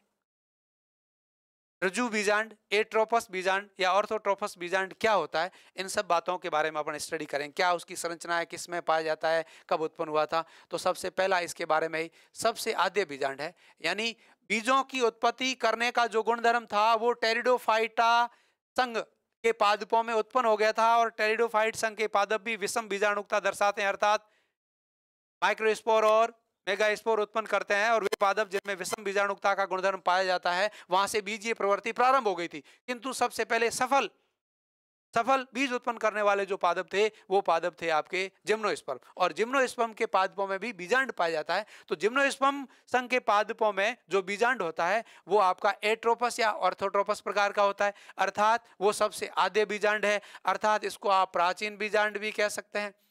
वो और भी क्या है, सबसे प्राचीन बीजांड भी वही है। आप उसकी संरचना की बात करेंगे तो यहाँ पर एक सिंपल सा डायग्राम आपके सामने मैंने बना रखा है, और उस संरचना में आप कह रहे हैं ये जो बीजांड है, ये जो संरचना दिखाई दे रही है वो आपका ऑर्थोट्रोपस प्रकार का बीजांड है। इस बीजांड की सबसे पहली बात है कि इस बीजांड का जो हाइलम है, हाइलम यानी फ्यूनिकल है, और जो माइक्रोपाइल है वो दोनों एक दूसरे के सीध में स्थित है, यानी एक दूसरे के साथ समांतर स्थित है। अर्थात इस बीजांड में ये जो हाइलम है या फ्यूनिकल जिसको आप बीजांड वृंत कहते हैं उसके समांतर चैलेजा उपस्थित है। ये फ्यूनिकल बीजांड वृंत है, ये इसका चैलेजा है यानी निभाग है, और ये इसका माइक्रोपाइल है, तीनों एक ही लाइन पर उपस्थित है, अर्थात इसको रिजु बीजांड या एट्रोपस बीजांड कहते हैं। सबसे प्राचीनतम बीजांड है और सबसे आद्य बीजांड है, इसलिए इसको आद्य या प्राचीनतम बीजांड भी कहते हैं। और अगली बात इसमें आती है कि ये बीजांड पाया जाता है किसमें, बहुत इंपॉर्टेंट बात है, इस प्रकार का जो बीजांड है वो अपना पाया जाएगा किसमें पाया जाता है, एक तो पाया जाता है जिम्नोस्पर्म संघ के पादपों में। किसमें पाया जाता है भाई, आधे प्रकार का जो बीजांड है वो जिम्नोस्पर्म संघ के जितने भी पादप है, यानी अनावर्त बीजी जो पादप है, अर्थात बिना फल से आवृत बीज उत्पन्न करने वाले जो पादप है, उन सभी पादपों में ये रिजु प्रकार का बीजांड, एट्रोपस प्रकार का बीजांड या ऑर्थोट्रोपस प्रकार का बीजांड उपस्थित रहता है। अगला, एक आवर्त बीजी पादप के भी कुछ, आवर्त बीजी कुल के भी कुछ ऐसे पादप है जिनमें भी इस प्रकार का बीजांड उपस्थित रहता है, वो है काली मिर्च। काली मिर्च याद रखना सदैव, काली मिर्च में जो बीजांड होता है वो रिजु प्रकार का होता है। दूसरा जो अपना बीजांड है, उस बीजांड का नाम है एनाट्रोपस, हिंदी में प्रतीप बीजांड कहते हैं और इंग्लिश में एनाट्रोपस ओव्यूल। अब प्रतीप का मतलब क्या है, उल्टा। प्रतीप का मतलब क्या होता है, उल्टा। और एट्रोपस मतलब सीधा बीजांड है, जिसको रिजु बीजांड कहते हैं। इसका जस्ट उल्टा हो जाए, उल्टा का मतलब इसके जस्ट पास वाली संरचना को आप देखिएगा, इसमें क्या है, आइलम सॉरी जो फ्यूनिकल है वो तो यही है, बीजांड वृंत तो यही है, बाकी जो बीजांड है वो यहां से घूमा है और यहां से घूम करके और इधर आ गया है। आप देख रहे हैं यहां पर, ये तो यहीं पड़ा है, अर्थात बीजांड वृंत पर संपूर्ण बीजांड है वो एक विशेष प्रकार के कोण से घूम गया। ये आपका बीजांड वृंत यहां उपस्थित है इस लाइन पर, और बाकी वाला जो बीजांड है वो घूम करके, पूरा घूम करके, और इसके माइक्रोपाइल इसके पास, माइक्रोपाइल यहां था, अर्थात माइक्रोपाइल कितने, यहां से शुरू हुआ घूमना और घूम करके इस आइलम के पास में, अर्थात यूं कहें कि इस फ्यूनिकल के पास में आ गया है, अर्थात 180 डिग्री के कोण से पूरा बीजांड घूम गया। पूरा बीजांड है वो जो सीधा बीजांड था वो 180 डिग्री के कोण पर घूम करके कैसा हो गया, उल्टा हो गया, इसलिए इसको एनाट्रोपस या प्रतीप प्रकार का बीजांड कहते हैं। और ये बीजांड 80% आवर्त बीजी पादपों में पाया जाता है, अर्थात आवर्त बीजी पादपों का प्रारूपिक बीजांड कहलाता है, जिसकी संरचना अपन अभी थोड़ी देर पहले ही विस्तार से देख रहे थे। अर्थात अधिकांश आवर्त बीजी पादपों में कैसा बीजांड पाया जाता है, प्रतीप या एनाट्रोपस प्रकार का बीजांड पाया जाता है, जिसमें माइक्रोपाइल घूम करके, अर्थात बीजांड द्वार है वो संपूर्ण बीजांड जो है वो बीजांड वृंत पर घूम करके, इसका जो बीजांड द्वार था वो वापस बीजांड द्वार था वो आइलम यानी फ्यूनिकल यानी बीजांड वृंत के पास में आ जाता है। तो ये 180 के एंगल पर घुमा हुआ है, तो इसका जो माइक्रोपाइल यानी बीजांड द्वार है वो चलेजा के साथ कैसे है, 180 के कोण पर उपस्थित है, समांतर नहीं है। यहां पर समांतर था और वहां कैसा है, 180 डिग्री के कोण पर घूम गया है। अगला जो बीजांड है तीसरा है, उसका नाम है हेमी एनाट्रोपस। हेमी एनाट्रोपस नाम से स्पष्ट है, क्या स्पष्ट है, हेमी का मतलब होता है अर्ध, एनाट्रोपस का मतलब है प्रतीप, अर्थात घूमेगा तो सही पर पूरा 180 के एंगल से नहीं घूमेगा, 180 डिग्री के कोण से नहीं घूमेगा। तो कितने कोण से घूमेगा, तो आप कहेंगे ये केवल और केवल 90 डिग्री के कोण से घूम जाता है। अर्थात यदि रज्जु बीजांड या एट्रोपस बीजांड या अर्थोट्रोपस बीजांड को बीजांड में बीजांड वृंत को इस तरह रखें और बाकी जो संरचना है उसको घुमा करके 90 डिग्री के कोण पर ले आए, 90 डिग्री के कोण तक उसको घुमा दिया जाए, तो इस प्रकार की जो इस प्रकार का जो बीजांड उत्पन्न होगा उसको आप क्या कहते हैं, हेमी एनाट्रोपस या अर्ध प्रतीप बीजांड कहते हैं। ये संरचना आप देखिएगा, यहां पर आप देख रहे हैं ये इसका फ्यूनिकल है इस प्रकार से, ये इसका माइक्रोफाइल है। तो फ्यूनिकल और माइक्रोफाइल के बीच में कितने का कोण हो गया है, 90 डिग्री का कोण हो गया। अर्थात बीजांड जो है वो अपने बीजांड वृंत पर बीजांड के जो अवयव है वो 180 ओनली 90 डिग्री के एंगल पर घूम जाते हैं। तो उस प्रकार या उस संरचना में जो बीजांड उत्पन्न होता है उसको आप अर्ध प्रतीप या हेमी एनाट्रोपस प्रकार का बीजांड कहते हैं, जिसमें जो माइक्रोपाइल है वो और बीजांड वृंत जो है उनके बीच में 90 डिग्री का कोण पाया जाता है। और इस प्रकार का जो अपना बीजांड है वो मुख्यतः पोइस ओपियम जो कुल है, जो पेपेवरेसी कुल है, अफीम पेपे पेपेवरेसी कुल यानी अफीम जैसे जो पादप है उनके अंदर ये एनाट्रोपस प्रकार का बीजांड पाया जाता है। सभी प्रकार के स्टूडेंट याद रखें, ये किताब में से लिया हुआ चित्र है, आप इसको आराम से देख सकते हैं। और चौथे प्रकार का जो बीजांड है उस बीजांड का नाम है एम्फीट्रोपस। ये है हेमिएनाट्रोपस और जो चौथा बीजांड है वो है अपना एम्फीट्रोपस। एम्फीट्रोपस इसको कहते हैं अर्ध वक्र। आगे कंपाइलोट्रोपस बीजांड देखेंगे, उसको वक्र बीजांड कहते हैं। पांचवें प्रकार का जो बीजांड है उसका नाम है कंपाइलोट्रोपस बीजांड, उसको आप वक्र बीजांड कहते हैं। और यहां आपने कैसा बीजांड देख रहे हैं, एम्फीट्रोपस प्रकार का जो बीजांड है वो देख रहे हैं। एम्फीट्रोपस प्रकार का जो बीजांड है वो देख रहे हैं। बंद करिए, तो बीच में भूल जाता है, ध्यान रख, बंद कर बंद। हाँ, जो ये आपके तीसरे प्रकार का हेमिएनाट्रोपस प्रकार का जो बीजांड है, हेमिएनाट्रोपस प्रकार का वो बीजांड पाया जाता है रेननकुलेसी कुल के पादपों में। उदाहरण क्या है इसका, बहुत इंपॉर्टेंट है, रेननकुलेसी कुल के पादप, फैमिली के जो पादप है उनमें हेमिएनाट्रोपस प्रकार का बीजांड पाया जाता है। अर्थात चौथा जो अपना बीजांड है वो है एम्फीट्रोपस। एम्फी का मतलब क्या होता है, अर्ध। एम्फी का मतलब क्या होता है, अर्ध होता है, और ट्रोपस का मतलब वक्र है। एम्फीट्रोपस का मतलब थोड़ा वक्रित है बीजांड, और वक्रित भी कितना, पूरी तरह से वक्रित नहीं हुआ है, आधा वक्रित हुआ है। आधा वक्रित का मतलब बीजांड का जो अध्यावरण है वो तो वक्रित है, किंतु उस अध्यावरण के अंदर जो भ्रूणकोश उपस्थित है उस भ्रूणकोश में वक्र नहीं गया है। तो ये जो अपना प्रारूपिक एनाट्रोपस प्रकार का जो बीजांड है, उसी बीजांड का, एनाट्रोपस प्रकार का जो बीजांड है उसी बीजांड का जो अंदर का भ्रूणकोश और ये पूरी जो संरचना है, भ्रूणकोशीय संरचना है, वो पूरी तरह से वक्रित हो गई है, तो उसको आप कहते हैं एम्फीट्रोपस प्रकार का बीजांड। और इस प्रकार का जो बीजांड है वो पाया जाता है पोएसी कुल के पादपों, पेपेवरेसी कुल के पादपों में। पेपेवरेसी कुल के पादपों का मतलब क्या है, अफीम कुल, ओपियम कुल, ओपियोइड जो कुल है उस कुल के अंदर पेपेवरेसी कुल में ये एम्फीट्रोपस प्रकार का बीजांड पाया जाता है। और अपना जो पांचवें प्रकार का बीजांड है उसका नाम है कंपाइलोट्रोपस। जो पांचवा बीजांड है वो मैं यहां लिख रहा हूं, वहां जगह नहीं है, तो नाम क्या है, कंपाइलोट्रोपस। हिंदी में इसको कहते हैं वक्र बीजांड। देखिएगा, इस प्रकार का जो बीजांड है इसमें बीजांड का जो अध्यावरण है वो प्लस उस बीजांड के अंदर का जो बीजांड काय है, बीजांड का अध्यावरण, अध्यावरण से अंदर बीजांड का या न्यूसिलस, और न्यूसिलस के अंदर का जो पार्ट है उस पार्ट का नाम है भ्रूणकोश। ये सारी संरचनाएं वक्रित हो जाती है, और वक्रित इतनी होती है कि इसका भ्रूणकोश है वो घोड़े की नाल के आकार का यानी यू आकार का हो जाता है। इस प्रकार के वक्रित बीजांड को आप कंपाइलोट्रोपस बीजांड कहते हैं। और इस प्रकार का जो बीजांड है वो बहुत इंपॉर्टेंट है, कंपाइलोट्रोपस जो बीजांड है वो बहुत इंपॉर्टेंट है, और ये आपके पाया जाता है लेग्यूमिनेसी कुल के पादपों में, मटर कुलीय पादपों में।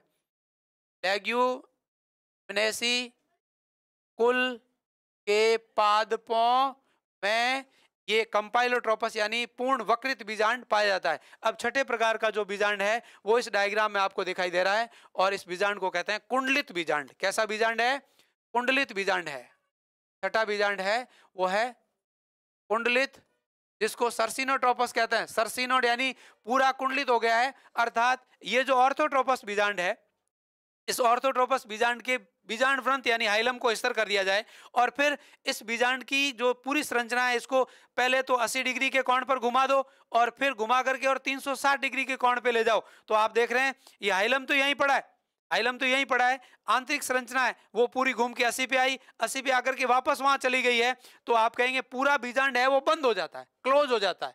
अर्थात बीजांड का वह प्रकार जिसमें बीजांड अपने बीजांड व्रंत को स्तर रखकर बीजांड का संपूर्ण बीजांडीय घटक 360 डिग्री के कोण पे घूम जाए, तो उत्पन्न होने वाले बीजांड को आप क्या कहते हैं, सर्सिनोट्रोपस बीजांड या कुंडलित बीजांड कहते हैं। जो मित्रों ओपियोंसिया अर्थात नागफनी कुल का जो पादप है, यूफोर्बिएसी कुल के जो पादप है जिसमें नागफनी है, थोर है और यूफोर्बिएसी कुल के जितने भी पादप है उन पादपों में ये सर्सिनेट या कुंडलित प्रकार का बीजांड पाया जाता है। तो मित्रों, बहुत इंपॉर्टेंट टॉपिक आप देख रहे हैं, जो देख रहे हैं अच्छा देख रहे हैं, और आप देख रहे हैं उत्थान एजुकेशन का ऑनलाइन प्लेटफॉर्म। मैं हूं आपके साथ डॉक्टर टी.आर. चौधरी, और आपने अभी आवृत बीजी पादपों और अनावृत बीजी पादपों यानी जितने भी प्रकृति में पादप है उन सब में पाए जाने वाले बीजांडों को देखा। तो आपने 6 प्रकार के बीजांड देखा। सबसे पहले एट्रोपस या ऑर्थोट्रोपस प्रकार का बीजांड था।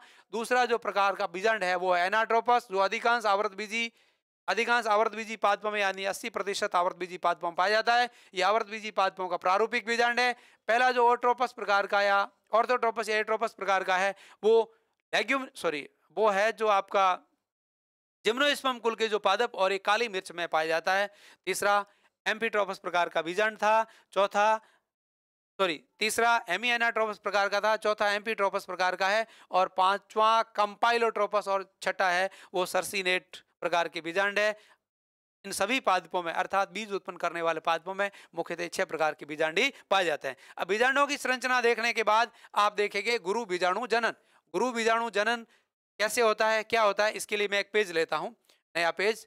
आपका नाम है मेगा स्पोरोजेनेसिस, गुरु बीजाणु जनन। सबसे पहले गुरु बीजाणु है क्या, तो आप कहेंगे गुरु बीजाणुधानी में उपस्थित गुरु बीजाणु मात्र कोशिका। गुरु बीजाणुधानी में उपस्थित गुरु बीजाणु मात्र कोशिका में अर्धसूत्री विभाजन द्वारा 4 अगुणित गुरु बीजाणुओं का उत्पन्न होना। गुरु बीजाणुधानी अर्थात बीजांड मेगास्पोरेंजियम में अर्ध उपस्थित गुरु बीजाणु मात्र कोशिका मेगास्पोर मदर सेल में अर्धसूत्री विभाजन द्वारा 4 अगुणित गुरु बीजाणुओं का उत्पन्न होना। 4 अगुणित गुरु बीजाणुओं का उत्पन्न होना गुरु बीजाणु जनन या मेगास्पोरोजिनेसिस कहते हैं। तो इसके लिए सबसे पहले आपको गुरु बीजाणु दानी की भी उत्पत्ति करनी पड़ेगी। तो सबसे पहले जो अंडाशय होता है ओवरी, उस अंडाशय के अंदर जो गुरु बीजाणु जीनेसिस या गुरु बीजाणुओं का जहाँ निर्माण होता है, जहाँ बीजांड का निर्माण होता है, वहाँ एक विशेष प्रकार की सघन जीव द्रव्य वाली कोशिका उपस्थित रहती है। उस कोशिका का नाम है आर्किस्पोरियल सेल। Archesporial cell. ये आर्किस्पोरियल कोशिका पुष्प पे उत्पन्न हो रही है। पुष्प द्विगुणित है तो ये कोशिका भी कैसी होगी, द्विगुणित होगी। इस कोशिका में सबसे पहले परिणत विभाजन होता है। कैसा विभाजन होता है मित्रों, परिणत विभाजन होता है। और इस परिणत विभाजन के द्वारा 2 कोशिकाएं उत्पन्न होती है, एक अंदर की ओर बनती है, ये भी द्विगुणित होती है। परिणत विभाजन सदैव समसूत्री विभाजन होता है। कैसा विभाजन होता है, समसूत्री विभाजन। समसूत्री विभाजन में एक द्विगुणित कोशिका में समसूत्री विभाजन द्वारा 2 नई द्विगुणित कोशिकाएं उत्पन्न होगी। बाहरी कोशिका होगी वो भी द्विगुणित कोशिका होगी, आंतरिक कोशिका भी द्विगुणित कोशिका है। इस बाहरी कोशिका को भित्तीय कोशिका कहते हैं। भित्तीय या इसका पूरा नाम है प्राथमिक भित्तीय कोशिका। और जो आंतरिक कोशिका है इसका नाम है बीजाणु जनन। बीजाणु जनन कोशिका। ये जो प्राथमिक भित्तीय कोशिका बनी है, इस प्राथमिक भित्तीय कोशिका में समसूत्री विभाजन द्वारा, कौन से विभाजन द्वारा, समसूत्री विभाजन द्वारा कई अनेक नई कोशिकाएं बनेगी जो बीजांड के बाहरी भाग का निर्माण करेगी। किसका निर्माण करेगी, बीजांड के बाहरी भागों का निर्माण करेगी। बीजांड के बाहरी भागों का निर्माण करेगी। उसी प्रकार से जो आंतरिक और जो अंदर की ओर बीजाणु जनन कोशिका उत्पन्न हो रही है उसको स्पोरोजिनस सेल कहते हैं। ये बीजाणु जनन जो कोशिका है वो समसूत्री विभाजन द्वारा विभाजित होकर के एक कोशिकाओं के समूह का निर्माण करेगा। एक कोशिकाओं के समूह का निर्माण करेगी। उन समस्त कोशिकाओं के समूह में उपस्थित प्रत्येक कोशिका को क्या कहते हैं, मेगा स्पोर मदर सेल कहते हैं। अर्थात गुरु बीजाणु मात्र कोशिका होती है। इसी मेगा स्पोर मदर सेल यानी गुरु बीजाणु मात्र कोशिका में ये MMC कहलाती है। मेगा स्पोर मदर सेल है जो द्विगुणित कोशिका होती है। इसी द्विगुणित कोशिका में अर्धसूत्री विभाजन द्वारा इसी द्विगुणित कोशिका में अर्धसूत्री विभाजन द्वारा क्या उत्पन्न होता है? भ्रूण कोश का निर्माण होता है। इसी द्विगुणित कोशिका में अर्धसूत्री विभाजन द्वारा एक गुरु बीजाणु की उत्पत्ति होगी और वही गुरु बीजाणु आगे किसमें रूपांतरित होगा? भ्रूण कोश का निर्माण करेगा। तो आपको पढ़ना है गुरु बीजाणु जनन अर्थात मेगा स्पोरोजिनेसिस। तो मेगा स्पोरोजिनेसिस का मतलब है जो आप गुरु बीजाणु मात्र कोशिका बना रहे हैं, ये गुरु बीजाणु मात्र कोशिका अर्थात मेगा स्पोर मदर सेल कैसी है?